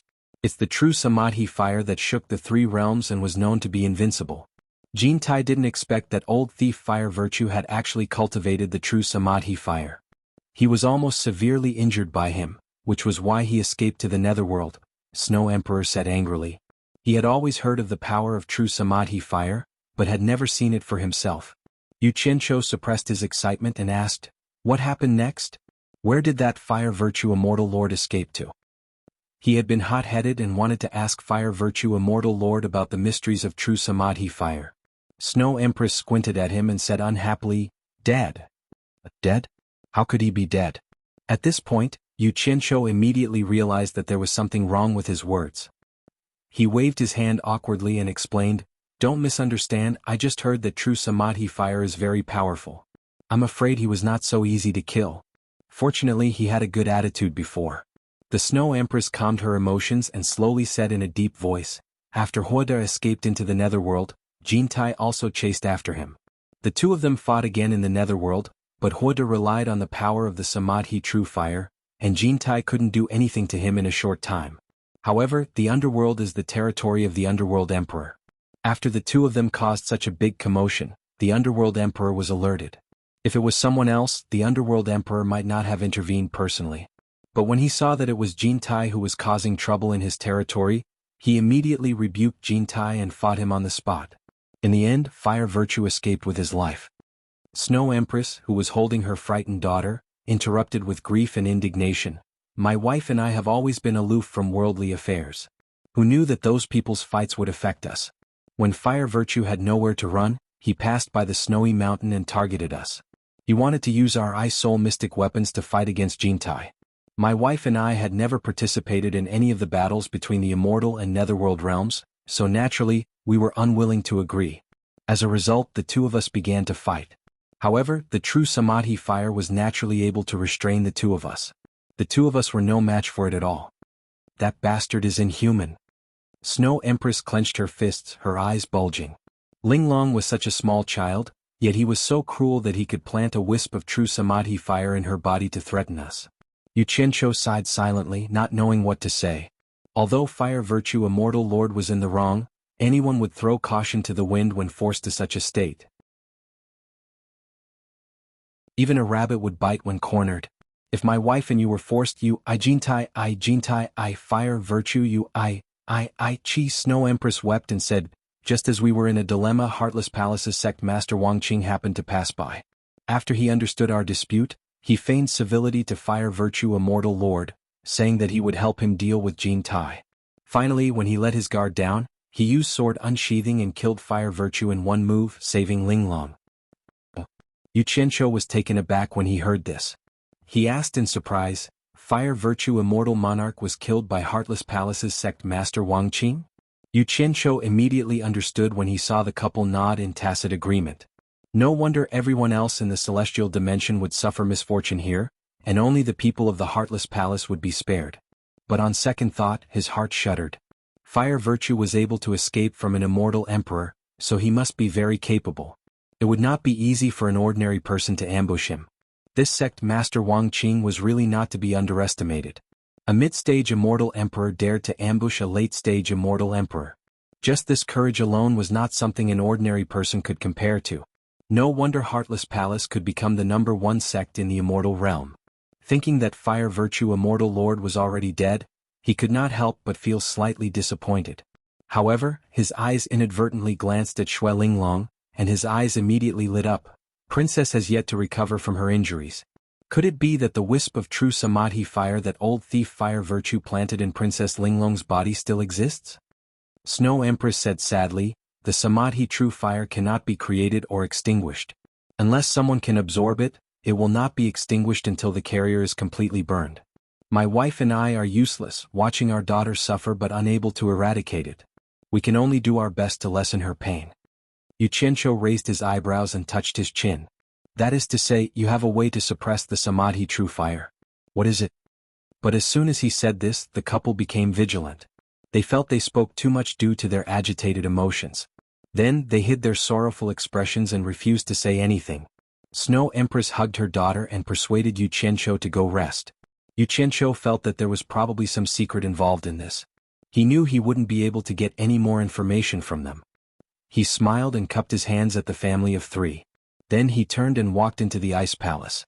However, before he could take a few steps, he suddenly heard a muffled groan behind him. Looking back, he saw that Shui Linglong's body was covered in a layer of colorful light. Her eyes were closed and she fell into her mother's arms.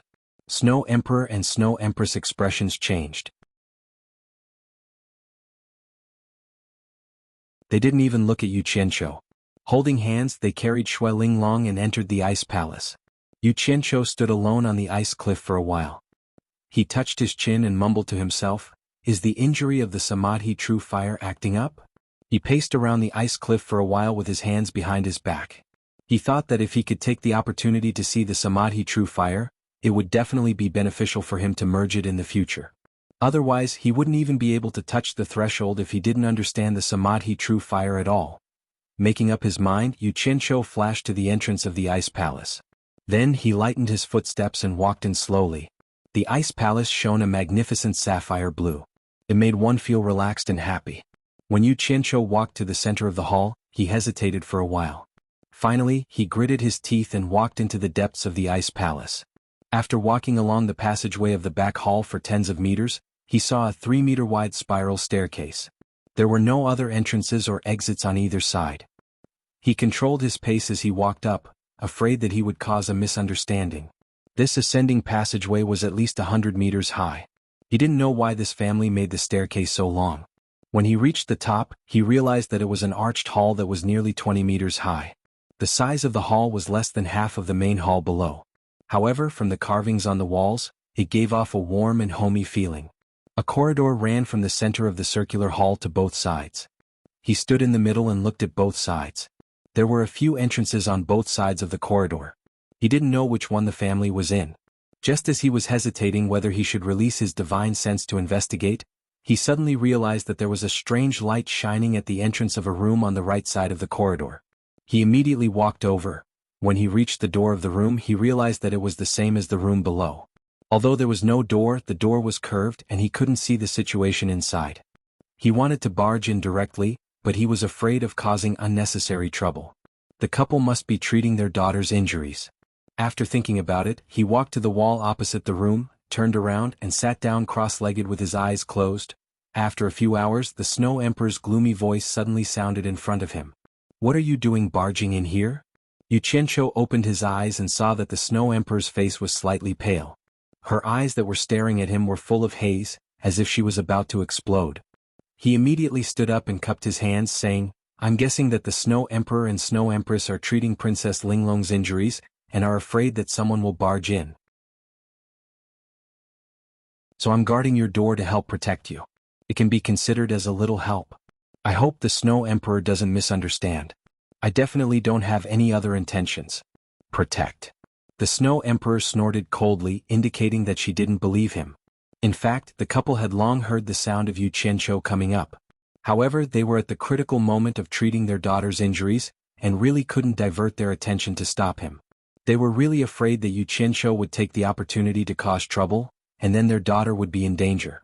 Luckily, Yu Qianqiu paced around the door for a while, then sat down and didn't move, indicating that he didn't have any enmity. However, it still made the couple worried for a while. The Snow Empress regretted luring this group of people to the ice palace. At this moment, the Snow Empress also walked out with a pale face. She said in a low voice, "There's no need to protect me. You barged into a place that you shouldn't have. On account of Wang Qing, I won't make things difficult for you. Bring your people and scram." "Damn it. Heartless bitch who turned hostile. To think that I praised you like a flower." Yu Qianqiu cursed silently. If it was before, he would definitely be eager to leave.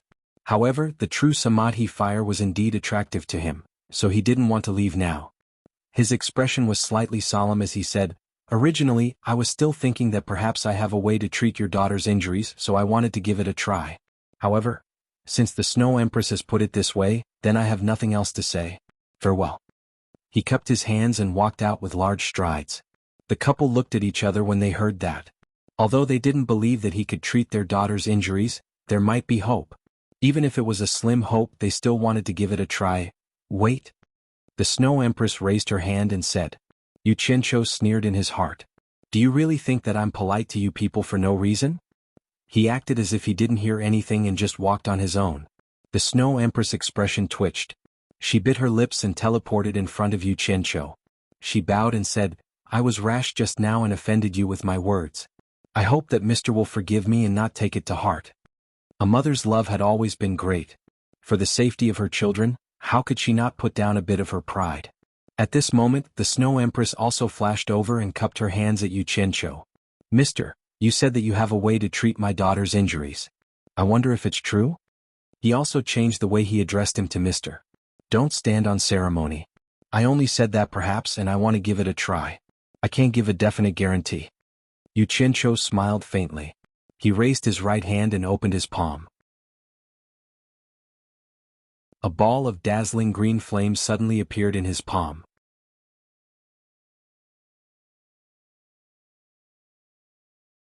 Chapter 1023. Only boasting and not showing some ability. If he messed things up, he might lose his life. Yu Qianqiu thought to himself as he snickered in his heart. The couple stared at the dazzling green flame in his palm. Their pupils gradually widened, then shrunk at the same time. They cried out involuntarily, "Green flame!" They could not help but be excited. Based on their experience, they naturally knew that green flame was an indispensable ingredient in cultivating the true Samadhi fire. In other words, the person in front of them was not boasting. Since he could control the green flame, it was indeed possible that he could cure their daughter's injuries. The green flame quickly retracted into his palm. Yu Qianqiu raised an index finger to his lips and shushed them. He pointed downstairs and whispered with shifty eyes, "You have to know that if word of this gets out, I'm afraid Jin Tai will be the first to not let me off." The couple nodded in ecstasy. The Snow Emperor even whispered, "We understand. Don't worry, I've checked. They are still in the room downstairs. Bring me to Princess Linglong's injuries first," Yu Qianqiu said with a smile. "Please." The couple extended their hands in unison and accompanied him quickly into the room. Once they entered the room, the Snow Emperor immediately cast a soundproof barrier. Yu Qianqiu looked around the room. Compared to the guest room downstairs, there was an ice couch, an ice stool and a dressing table. Princess Linglong was still lying on the ice couch with her eyes tightly shut, unconscious. He pointed and asked, "How is she?" The Snow Emperor, who had high hopes for him, explained in detail in a gentle voice, "My wife and I worked together to temporarily suppress the throbbing true Samadhi fire in her body. However, it will flare up every day for the next 2 days. Only after suppressing those 2 times will the true Samadhi fire lie dormant for a period of time. At that time Linglong will wake up." "I see." Yu Qianqiu pinched his chin and looked at the unconscious Shui Linglong. He frowned and said, "What method did you use to suppress the true Samadhi fire in her body?" This was a question he had asked outside but did not get an answer. This time he brought it up again in hopes of unraveling the secret. After all, the sharpness of the true Samadhi fire was known throughout the 3 realms. How could he not be interested in the fact that the 2 could suppress the true Samadhi fire? The husband and wife looked at each other and seemed a little hesitant.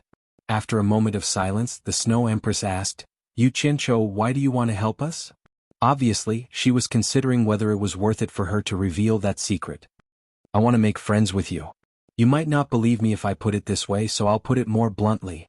Yu Qianqiu looked at the 2 of them and said with a smile, "If one day I need your help, I hope you can help me." The couple nodded slightly. Empress Shui smiled bitterly and said, "Your words are almost exactly the same as what Wang Qing said back then." Yu Qianqiu asked in surprise, "Did Wang Qing say that he needed your help?" Seeing the couple nodding again, Yu Qianqiu could not help but feel suspicious. A thought flashed through his mind, but he did not grasp it. He thought for a while and shook his head.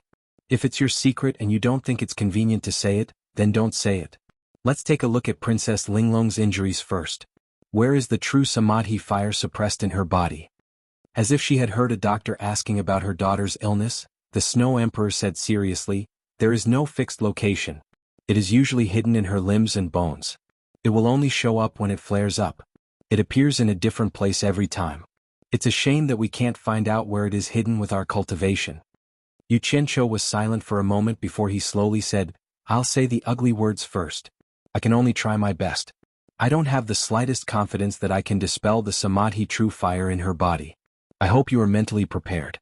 Please don't blame me if I fail. Of course. The Snow Emperor nodded. The Snow Empress said worriedly, nothing will happen, right? Don't worry, Snow Empress. Whether or not she can be cured, I will first ensure her safety. I will not forcefully cast the spell. After Yu Qianzhou finished speaking, he stepped onto the ice couch and helped Xue Linglong sit up in front of the couple's nervous gazes. The couple immediately understood what he was going to do. He was going to use the most serious method. The Snow Empress immediately helped her unconscious daughter to sit cross-legged. Yu Qianzhou sat cross-legged behind Xue Linglong and pressed his palms on her back. He calmed himself down and slowly closed his eyes. He quickly injected his divine sense into her body to check for any abnormalities. However, after combing through Xue Linglong's meridians and bones, as the Snow Empress said, he couldn't find any trace of the true Samadhi fire. He didn't know where it was hidden. After opening her eyes, the Snow Empress asked anxiously, "How is it?" The Snow Emperor pulled her back and said with a bitter smile, "Don't be anxious. Let him take his time." Yu Qianzhou frowned and thought for a while, then said, "I have to find a way to lure out the true Samadhi fire hidden in her body and observe it. Only then can I be sure if I have a way to get rid of it. I'm going to use a more dangerous method now. I'll force the blue fire into her limbs and bones, and even the fine parts of her meridians to search and lure it. I'll have to trouble the two of you to stay vigilant at all times. Don't let anyone disturb me. Don't let me be distracted.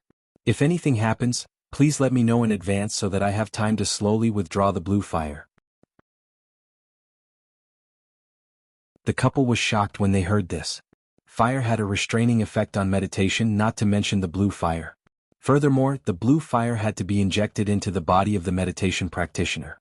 Just think about it, the meridians in the human body were extremely delicate, and if an accident were to happen, that person would be crippled even if he didn't die.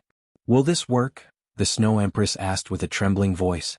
The Snow Emperor pulled her back again and said through gritted teeth, "Since he dares to do this, he must have the confidence. Don't disturb him. We'll do our best to protect him." The Snow Empress turned around and grabbed his arm. She was so nervous that her body was trembling. Yu Qianzhou was confident in his control of fire. Most importantly, he could control the temperature of the fire at any time. As long as there weren't too many disturbances, there wouldn't be any accidents if he was suddenly interrupted by an external force midway. Looking at the nervous Snow Empress, he couldn't be bothered to say anything else. He had to see what the true Samadhi fire looked like. The palms that were pressed on Xue Linglong's back shook slightly. 2 lumps of bright blue flames that dyed the entire room enveloped his palms. Then Xue Linglong's body seemed to have been splashed with oil. The blue fire spread throughout her body with a buzz and enveloped her entire body. The Snow Empress was so frightened that her heart almost jumped out of her throat. She was about to let out a scream when the Snow Emperor covered her mouth. The Snow Emperor shook his head and signaled her not to be rash. The two of them who were abnormally nervous watched for a while before they finally relaxed. They discovered that although their daughter was enveloped by the blue fire, there was nothing on her body. Not even a strand of her hair was burnt. They had seen people who were good at controlling fire, but that was only in terms of precision. They had never seen someone who could release fire without feeling any warmth. They even suspected that what Yu Qianzhou released was the blue fire of the true Samadhi fire. However, the terrifying aura that came from the blazing fire clearly told them that it was indeed the blue fire. Such exquisite control of fire made the two of them gasp in amazement. They couldn't help but have high hopes that Yu Qianzhou could cure their daughter's injuries. However, Yu Qianzhou, who had injected the blue fire into Xue Linglong's body, didn't think so. He used the blue fire to search every part of Xue Linglong's body. He didn't even let go of the private parts of her chest and lower body. However, he still couldn't find any trace of the true Samadhi fire.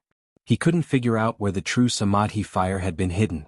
Logically, the Snow Emperor and the Snow Empress shouldn't have lied to him about this. However, the thing was clearly in her body. Why couldn't he find it?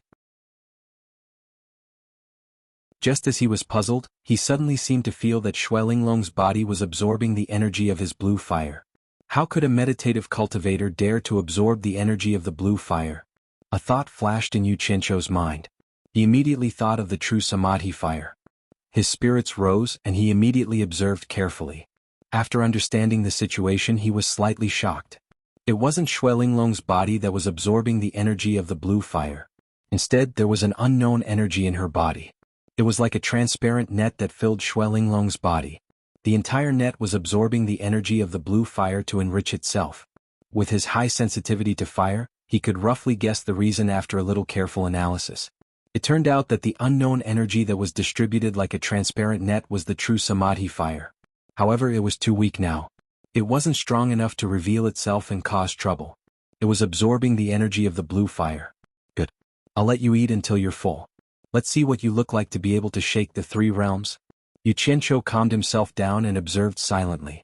He allowed the energy of the blue fire to slowly dissipate. The husband and wife who were guarding Yu Qianqiu in the room saw that Yu Qianqiu's expression was sometimes confused, sometimes surprised, and sometimes smiling. They immediately understood that he had discovered something. The husband and wife held each other's hands tightly, hoping for a miracle to happen. After half a day, the blue fire that enveloped Shui Linglong's body began to quickly shrink back into Yu Qianqiu's palm. In the end, it completely disappeared into his hand. The husband and wife stared at him. Suddenly, Yu Qianqiu opened his eyes. He exclaimed in surprise, "What a powerful true Samadhi fire. It actually has spirituality. No wonder it's the true Samadhi fire that shakes the three realms." "How is it?" Snow Empress asked with apprehension and anticipation. Snow Empress also looked at him anxiously. "I've already found its tracks. I spent a lot of effort to use the blue fire to lure it out." Yu Qianqiu looked at the husband and wife with a pained expression. He smiled bitterly as if he had paid a painful price. "This fellow's appetite is really big. It can actually swallow the energy of my blue fire. It absorbed quite a lot of my blue fire."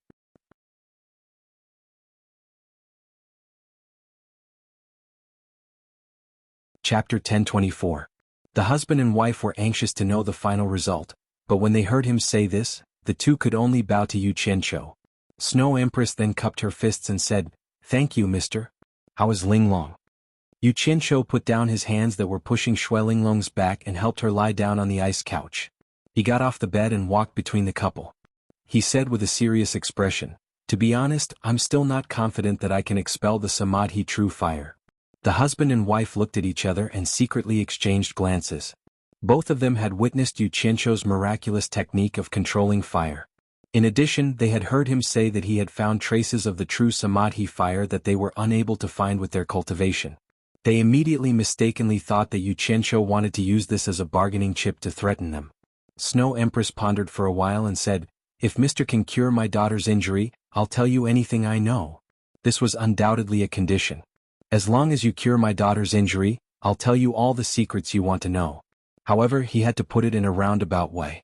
He couldn't help it since he had a request.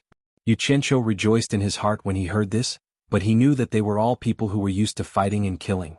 For something like this that had no proof, they would fall out with each other at a whim.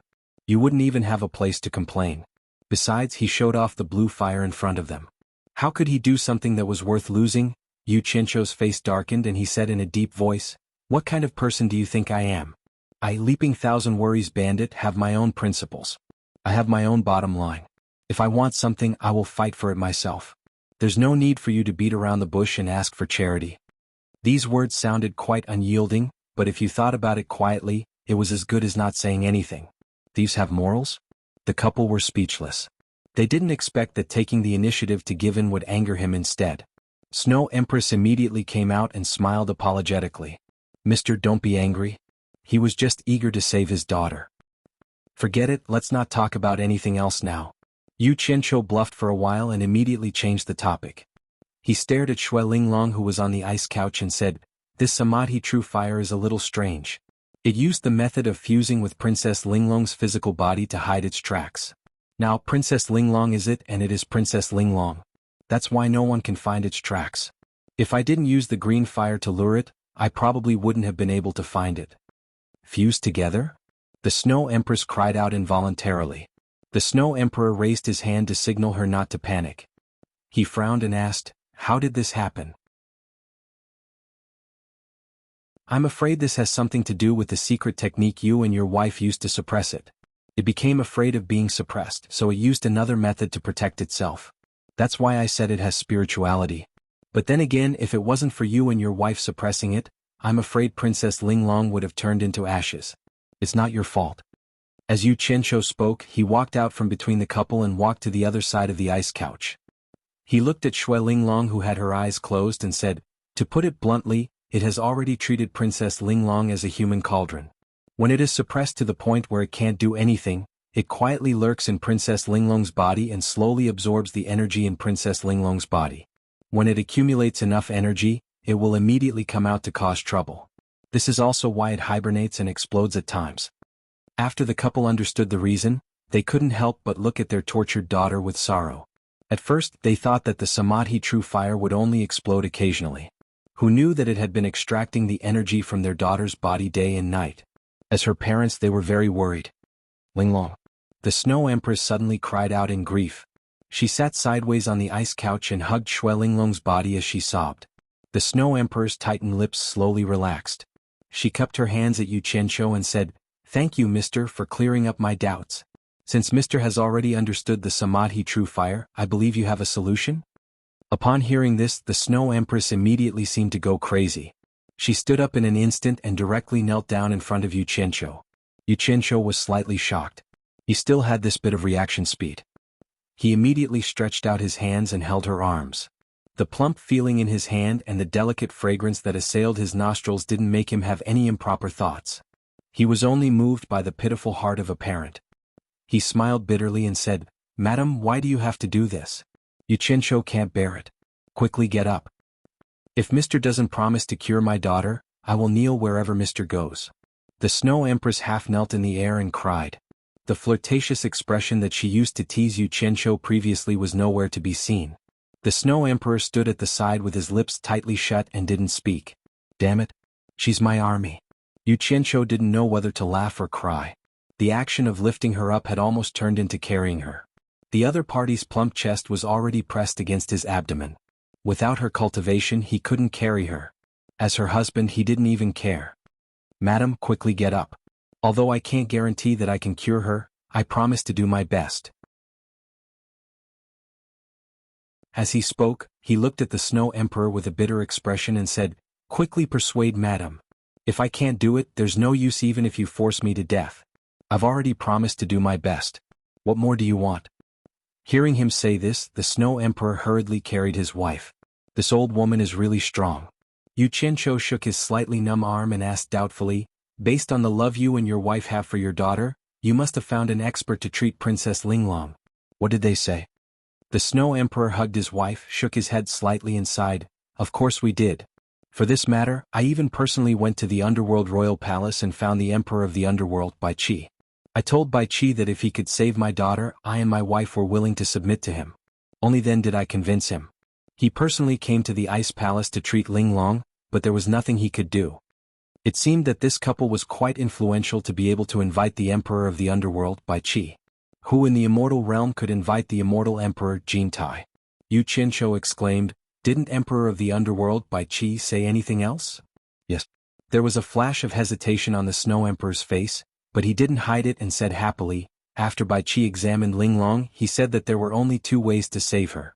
One was to find an expert who cultivated the Samadhi true fire to expel or absorb the Samadhi true fire in Linglong's body. The other was to find the fire spirit of the five spirits of heaven and earth, who could also expel or absorb the Samadhi true fire.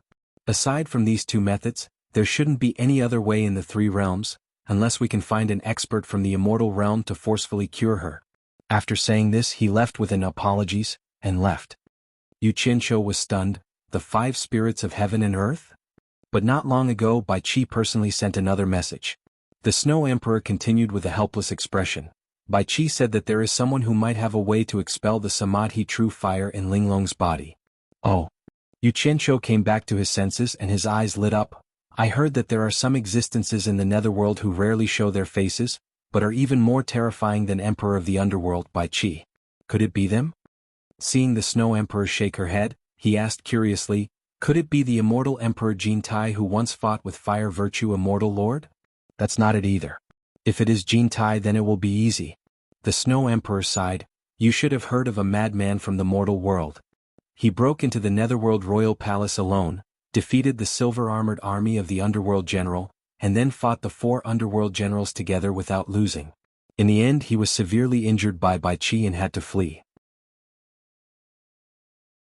Ah. Yu Qianqiu's expression twitched. He was too familiar with that person. He couldn't help but ask weakly, is it that person called Bai Changchun? But he was severely injured by Emperor of the Underworld Bai Qi in 3 moves. Even Bai Qi was helpless against the Samadhi True Fire. How could he have a way? That's him. The Snow Emperor sighed slightly and said, back then I had the same doubts as you. Bai Qi said that this person's cultivation was different. He could control wind, fire, thunder, lightning, snow, rain, wind, frost, and all the other natural phenomena. This meant that he had a deep understanding of the various powers of heaven and earth, and was able to control them with ease. Otherwise, with his cultivation, he wouldn't have been able to escape my pursuit. The Samadhi True Fire could render everyone helpless, but in this person's eyes, it was probably nothing. Yu Qianqiu subconsciously touched his face and said, is that person as exaggerated as Bai Qi made him out to be? I also felt that it was not very possible. I even suspected that Bai Qi wanted to use me to track that person down. But after thinking about it, I know that although Bai Qi has many ways of handling people, he is also a proud person. He wouldn't lie for a defeated opponent. The Snow Emperor looked at his wife who was biting her lips in his arms and shook his head. But that person was chased by Bai Qi into the forbidden area of the netherworld. We don't even know if he is dead or alive. Moreover, Bai Qi didn't dare to barge in. It's not that I'm afraid of death. Let's not talk about these useless things. Mister, please do your best. Hearing this, Yu Qianqiu smiled bitterly. Hearing this, he was even less confident in his method of rescue. He shook his head and said, I've been gone for too long. I have to go down and tell the others. Otherwise, if Grey Cloud Xian sees that I haven't returned, he will definitely make a big fuss. It might affect our rescue later. After all, my life now involves his life and the safety of the entire Heartless Palace. I understand. The Snow Emperor nodded and comforted his wife. He stretched out his hand and said, please. Then he accompanied Yu Qianqiu and went out. The two of them had just arrived downstairs when they bumped into Grey Cloud Xian, who was leading Xinyu and Ding Xiang to the main hall with a gloomy face. Seeing that Yu Qianqiu was safe and sound, Grey Cloud Xian's expression finally became better. However, when the few of them saw the Snow Emperor and Yu Qianqiu coming together from the back palace, and their attitude was easygoing, they were a little surprised. They didn't know what had happened. Old Song. You guys stay here for a while. I have some things to ask the Snow Emperor. After this matter is settled, we will leave immediately. Yu Qianqiu walked in front of the few of them and said with a smile. The Snow Emperor nodded at the side, indicating that he would let everyone leave.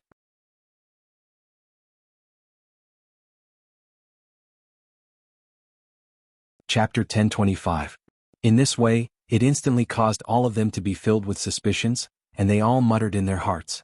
What exactly is Yu Qianqiu doing by staying with the Snow Empress behind everyone's back? After exchanging greetings, Yu Qianqiu and the Snow Empress exchanged a meaningful glance. The two of them were about to return to the upper floor of the harem when they suddenly heard the sound of someone flying over and descending. The few of them looked outside but they didn't see anyone. However, they heard the voice of a woman speaking respectfully from outside. Junior Lily requests to see the Snow Empress. Yu Qianqiu and the others felt the voice was familiar. When they heard the surname Li, their expressions became unnatural. They guessed that it was the people from Li Palace. They all thought that the people from Li Palace coming here probably had something to do with what everyone had done. Snow Empress looked at them and said calmly, "Come in." From her tone she seemed to know the person. Outside the palace, a woman in black leisurely walked in. Her hair was tied up in a bun, and her expression was calm and tranquil. It was none other than the third princess of Li Palace that Yu Qianqiu and the others had seen before. They just didn't know that her name was Lili. Lili couldn't help but be startled when she saw that there were so many people inside the Ice Palace. When she discovered that it was Yu Qianqiu and the others, her expression instantly changed. She stopped where she was and only continued to walk forward after a long while. She was the only friend of the Princess of Ice Palace, Xuelinglong. The two often played together and could be counted as a frequent guest of the Ice Palace. He didn't come here to play with Xuelinglong, but because the inscription symbol that belonged to the Crown Prince, Li Zhong, suddenly cracked. This caused a huge uproar in the Li Palace, which meant that the Crown Prince, Li Zhong, was dead. After checking the location of Crown Prince Li Zhong's death, they found that he was in the center of the Snow Mountain. That was the territory of Snow Empress and Snow Emperor. Although Snow Emperor and Snow Empress would be rude to the people of the immortal world, they wouldn't do anything to the water tribe of the River Styx. Not to mention the relationship between third Princess Li Li and Ice Palace's Shui Linglong. Logically speaking, the Ice Palace's people wouldn't lay their hands on the Crown Prince of Li Palace. Therefore they investigated why Crown Prince Li Zhong had gone to the Million Li Great Snow Mountain. In the end, Crown Prince Li Zhong's trusted subordinates reported in fear that because Crown Prince Li Zhong had been humiliated by Yu Qianqiu at the Dragon Transformation sect, he could not swallow this resentment, so he secretly followed Yu Qianqiu and prepared to take revenge along the way. Li Guang was enraged. Although he hated Li Zhong for being narrow-minded and disappointing, it was still his son who had died. The cause of death still had to be investigated. However, the Great Snowy Mountain and the Netherworld River were adjacent to each other. The Water Tribe of the Netherworld River had long heard of the power of the Snow Emperor and the Snow Empress. In addition, the agreement between the Land Tribe and the Water Tribe prevented him from acting recklessly. As a result, he had third Princess Li Li bring a group of elite soldiers from the Water Tribe of Li Palace to the interior of the Great Snow Mountain to investigate the cause of Crown Prince Li Zhong's death. Crown Prince Li Zhong's corpse, which had been split into two by Zhangyun Xian's sword, was found not far from the Netherworld River. The corpse had already been covered by a thick layer of snow, and there were traces of a fierce battle between the Ice Palace's Ice Soul Shen soldiers and the surroundings. Li Li ordered people to collect her brother's corpse, and had everyone wait in the Netherworld River. Then she came alone to visit the Ice Palace, hoping to obtain some information about her brother's death from the Snow Emperor, or to ask if there were any other suspicious people who had passed through the Great Snow Mountain. In short, she believed that the people of the Great Snow Mountain would not kill her brother. However, when she stepped into the Ice Palace and saw that Yu Qianqiu and the others were also behind her, she thought of the instructions of her brother's trusted subordinates, and combined the cause and effect, immediately locked onto the murderer.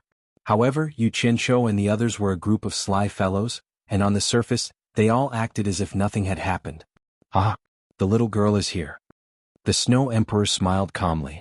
Yu Qianqiu was as calm as a mountain, but Zhangyun Xian and the others were not very calm, because from the Snow Emperor's words, they could tell that both parties were old acquaintances, and they did not know if she would betray them. This junior greets the Snow Emperor. Li Li bowed. At the side, Yu Qianqiu clapped his hands and laughed. Third Princess, it's really fate. To think that we would meet here again. You know each other? The Snow Emperor looked surprised. In reality, after listening to Zhangyun Xian's description of the Dragon Transformation sect, and with Li Li's reaction just now, he had already guessed that both parties had met. Seeing the Snow Emperor's attitude, everyone immediately knew what was going on, and glanced slightly at Yu Qianqiu. They did not know what potion he had fed the Snow Emperor, and instantly felt much more at ease. Yes. Li Li replied respectfully and turned to ask calmly, so Senior Snow Emperor is also acquainted with them. The Snow Emperor chuckled and pointed at Zhangyun Xian. I am old acquaintances with the Heartless Palace's sect leader Wang Qing. They came to visit today and this is the first time I have met them. I see. Li Li nodded indifferently. The Snow Emperor suddenly sighed. This girl is here to look for Linglong. Her old illness has relapsed and I'm afraid she can't play with you anymore. Sister Linglong? Li Li's face was filled with discomfort, and then she calmed herself down. She cupped her hands and said, This junior is not here to look for Sister Linglong, but because my elder brother was killed in the Great Snow Mountain, and I am here to find the murderer under my father's orders. I would like to ask Senior Snow Emperor if you have found any suspicious people? There's such a thing? The Snow Emperor was surprised. Why don't I know? For the sake of his daughter's life, he could only put aside his daughter's friend. Li Li paused when she heard that. She recalled that there were traces of an intense battle with the Ice Soul Profound soldiers beside the river Styx, and how could the Snow Emperor not know? She immediately knew that she could not get any information from her. She slowly tilted her head to look at Yu Qianqiu and the others, and asked indifferently, Have you seen the murderer who killed my elder brother? No. The few of them denied, and Yu Qianqiu even frowned and said, Ever since we parted ways with you at the Dragon Transformation Gate, we have never seen your elder brother, let alone the murderer who killed your elder brother. Third Princess, I'm sorry for your loss. I believe that justice has long arms and the murderer will be caught sooner or later. The few of them instantly felt that these words were a little tiresome, and the corner of Grey Cloud Xian's mouth twitched. It was Yu Qianqiu who asked him to kill, and now he was saying such nonsense again. Although he knew that these were perfunctory words as the murderer, it was uncomfortable to hear. Ding Xiang and Shen Yu stole a glance at him and they were amused. If that's the case, I won't disturb you anymore. Li Li nodded to the few of them, then bowed to the Snow Emperor and said, I'll come and see Sister Linglong after some time. Now, I still have to find the murderer who killed my elder brother, so I'll take my leave now. My condolences, I won't see you off. The Snow Emperor stretched out her hand and said. The few of them watched as Li Li slowly walked to the door. Suddenly, she turned around and stared at Shen Yu with a frosty face. She said sternly, Shen Yu, you really didn't see who killed my elder brother?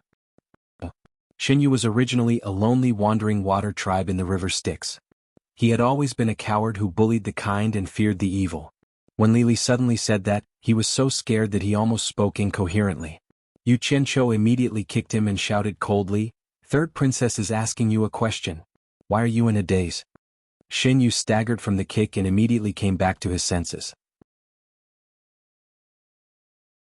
He bowed and replied, Third Princess, I really didn't see it. Li Li stared at him coldly for a while, then slowly walked out of the palace door without saying a word. She turned into a stream of light and flew away. I didn't expect this gentle and quiet girl to have this side to her.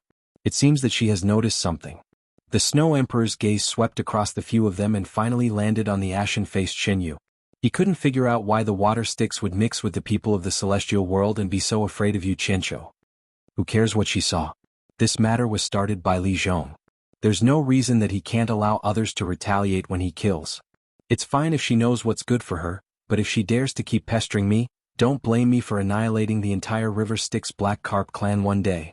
A trace of haze flashed across Yu Qianqiu's face. He turned and said to the Snow Emperor, Let's continue our business.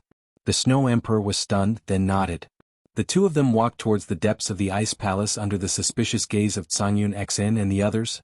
Back in the room above, the Snow Empress who had calmed down asked in confusion, Is that girl Li Li here? That girl doesn't know the immensity of heaven and earth. She came here to show off her talent, but she's already gone. Ignore her. The Snow Emperor snorted and looked at Yu Qianqiu. Yu Qianqiu also calmed down and looked at the couple with a burning gaze. Although I can't guarantee that I can cure Princess Linglong, I hope that what you see during the process can rot in your stomach. Otherwise, I won't let the three of you go. I hope you don't think I'm joking. The couple looked at each other, not knowing why he said such a serious thing. What they were going to see must be very important.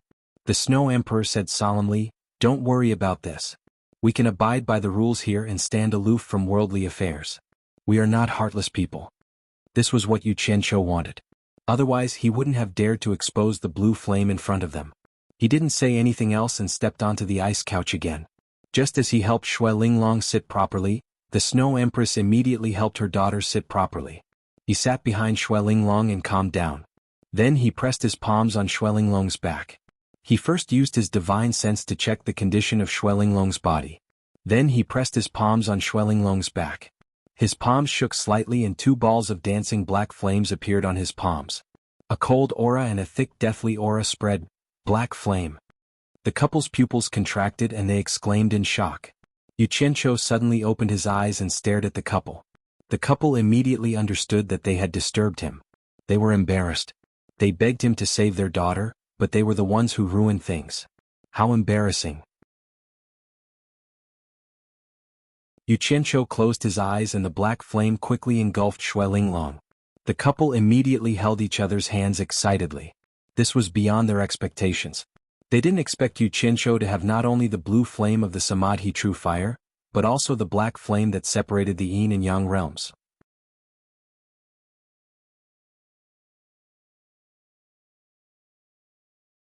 Chapter 1026. In this way the husband and wife were more confident that Yu Qianqiu could cure their daughter. How could they not be excited? The black fire in Shui Linglong's body was silent. After waiting for a while, the hidden true Samadhi fire did not come out to absorb the energy of the black fire. The room was also silent. Yu Qianqiu placed his palms on Shui Linglong's back and focused on the movement in her body. He believed that the true Samadhi fire would come out again. With his sensitivity to fire, he could faintly feel that something was stirring in Shui Linglong's body. The husband and wife held their breath and stared at Yu Qianqiu, not daring to breathe too loudly. They hoped to see some clues from Yu Qianqiu's face. However, Yu Qianqiu's expression was as calm as stagnant water. They couldn't see anything. After a full 2 hours, the two of them finally saw a sly smile from the corner of Yu Qianzhou's mouth, and they almost wanted to open their mouths to ask how it was. The true Samadhi fire hidden in Shui Linglong's body finally couldn't resist the temptation and appeared. It was like a huge net covering Shui Linglong's body. It quietly appeared in every meridian in her body. It was invisible and formless. Even divine senses couldn't detect it. However, Yu Qianzhou, who had filled Shui Linglong's meridians with the black fire, could easily sense its existence. After the invisible net appeared, it stayed still for a while. It was probably afraid of being suppressed by the husband and wife. After confirming that there was no danger, the ends of each branch wriggled slightly and began to extract the black fire's energy. It was as if they were drinking to their heart's content. Knowing that it was still vigilant, Yu Qianzhou didn't dare to disturb it. It was already deeply rooted in Shui Linglong's body. It had almost spread to every corner of Shui Linglong's body. Even though Yu Qianzhou cultivated the fire technique, he wasn't confident that he could completely remove it from Shui Linglong's body. For Shui Linglong's safety, he could only play a little game with it step by step. Yu Qianzhou had absorbed enough energy from the green fire, and the energy from the black fire was almost at the edge of its mouth. Yu Qianzhou was prepared to feed it the purple fire later. Half a day later, the invisible net stopped absorbing the black fire's energy and went back into Shui Linglong's body. Yu Qianzhou knew that it had absorbed enough and began to retract the remaining black flames. Just as he opened his eyes, he heard the Snow Empress asking anxiously, "Sir, how is it?" Yu Qianzhou looked at the two of them and smiled. He replied, "I was thinking, since you and your wife have a way to suppress it, I believe that if I lure it to a place, you can also trap it." The couple looked at each other and understood that the it Yu Qianzhou was referring to was the true Samadhi fire. The Snow Empress frowned and said, "It should be possible, but the key is to completely separate it from Linglong's physical body. Otherwise, my wife and I will be afraid to take action. You should know that every time we heavily injured it, we couldn't kill it because we were afraid of hurting Linglong. I will think of a way." Yu Qianzhou told the two of them seriously, "This time, I need your cooperation. Inject your consciousness into Linglong's body and hide it in her dantian. I will think of a way to draw it into her dantian. Remember, don't act rashly. Wait for my notice. Once you receive my notice, immediately trap it in Linglong's dantian. Don't let it have a chance to come into contact with Linglong's physical body. I will think of a way to absorb it. How is it? Do you understand what I mean?" His intention was very clear. The two of them weren't fools and naturally understood what he meant. Both of them nodded excitedly. They stepped onto the ice couch and sat cross-legged on either side of Linglong. They each placed a hand on Linglong's left and right shoulders. After a while, the couple said with a serious expression, "We can begin." Yu Qianzhou nodded slightly. His palms that were pressed on Shui Linglong's back shook slightly. 2 balls of purple flames suddenly burned on his palms. The terrifying aura that made one's heart palpitate almost made the couple tremble. The Snow Emperor and Snow Empress widened their eyes and couldn't help but exclaim, "Purple flames! Calm your mind," Yu Qianzhou said plainly and closed his eyes. The couple looked at each other in shock. They finally understood why Yu Qianzhou had warned them to keep what they saw to themselves. Otherwise he wouldn't let the 3 of them off. Imagine how many people in the immortal realm and netherworld would think of ways to get rid of him once this news was spread. Especially immortal Emperor Jin Tai, who had tasted the power of fire virtue, immortal lord. He would be the first to not let Yu Qianzhou off. A trace of emotion flashed in the couple's eyes. After living for so many years, it had been a long time since they saw someone who could move them. In order to help them, he had even sacrificed his life. They owed him a huge favor. No matter if it succeeded or not, as long as the couple still had a conscience, they couldn't let him down. The couple sighed and closed their eyes. But when they saw the purple flames in their daughter's meridians, which were like the roots of an old tree, they were shocked again.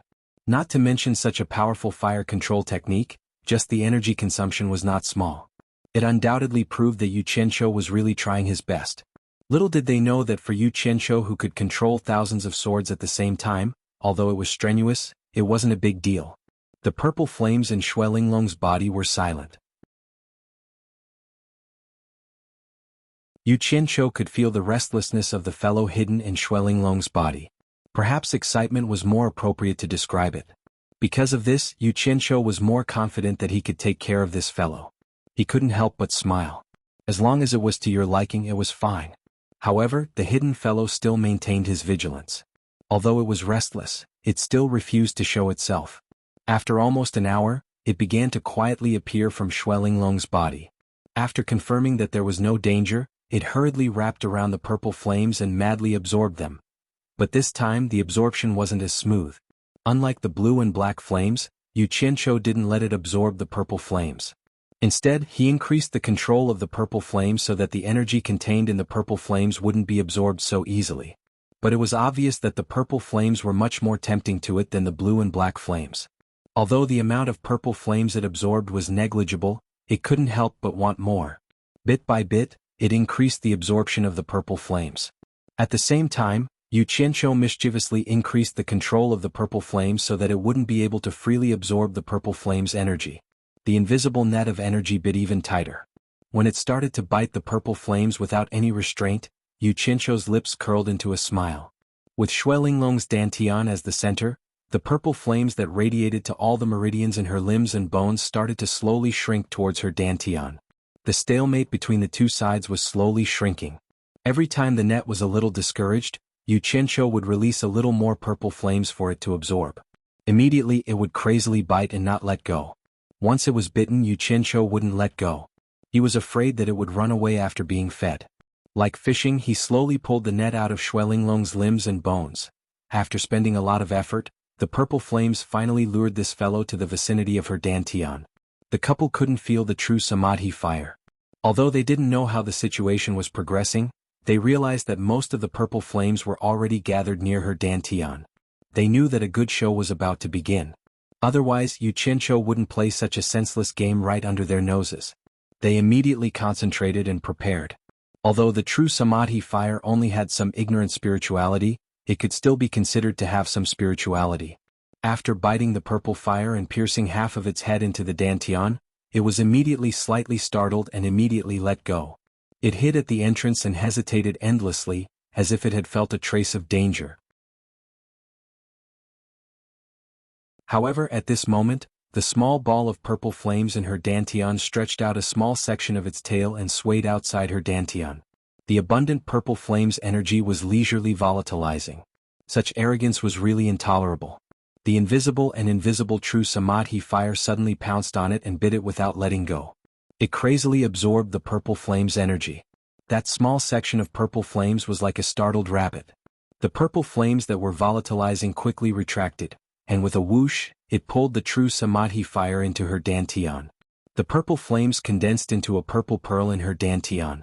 The true samadhi fire that ran into her dantian hugged it and sucked it with all its might. Most of its body was still outside. This was not easy to deal with. Yu Qianqiu knew that if he didn't completely lure it in from the surrounding bodies, it would be completely useless. Even if the Snow Emperor and Snow Empress severely injured it, it could still hide in Xuelinglong's body to slowly recover its strength. This was completely treating the symptoms but not the root cause. Yu Qianqiu immediately adopted a more flexible method of luring it. He appropriately controlled the purple pearl's energy loss. Every time more true samadhi fire entered his dantian, the purple flame's energy loss would be a little faster. The more that entered, the faster the purple flame's energy loss would be. Finally, the true samadhi fire that was hooked in the surrounding bodies couldn't bear it anymore. It all entered his dantian and wrapped around the purple pearl tightly. It used all its strength to absorb the purple flames. Yu Qianqiu was secretly delighted, but he didn't inform the couple to close the door and beat them. He wanted to see what the true samadhi fire looked like, so he released the purple flame's energy for it to absorb. Not long after, a thin layer of three-colored light appeared around the soybean-sized purple ball. A weak flame that was a mixture of green, black and purple wrapped around the purple ball and rose up. As it absorbed more and more purple fire energy, the color of the flame became more and more distinct. So this was the true samadhi fire. It didn't look like much.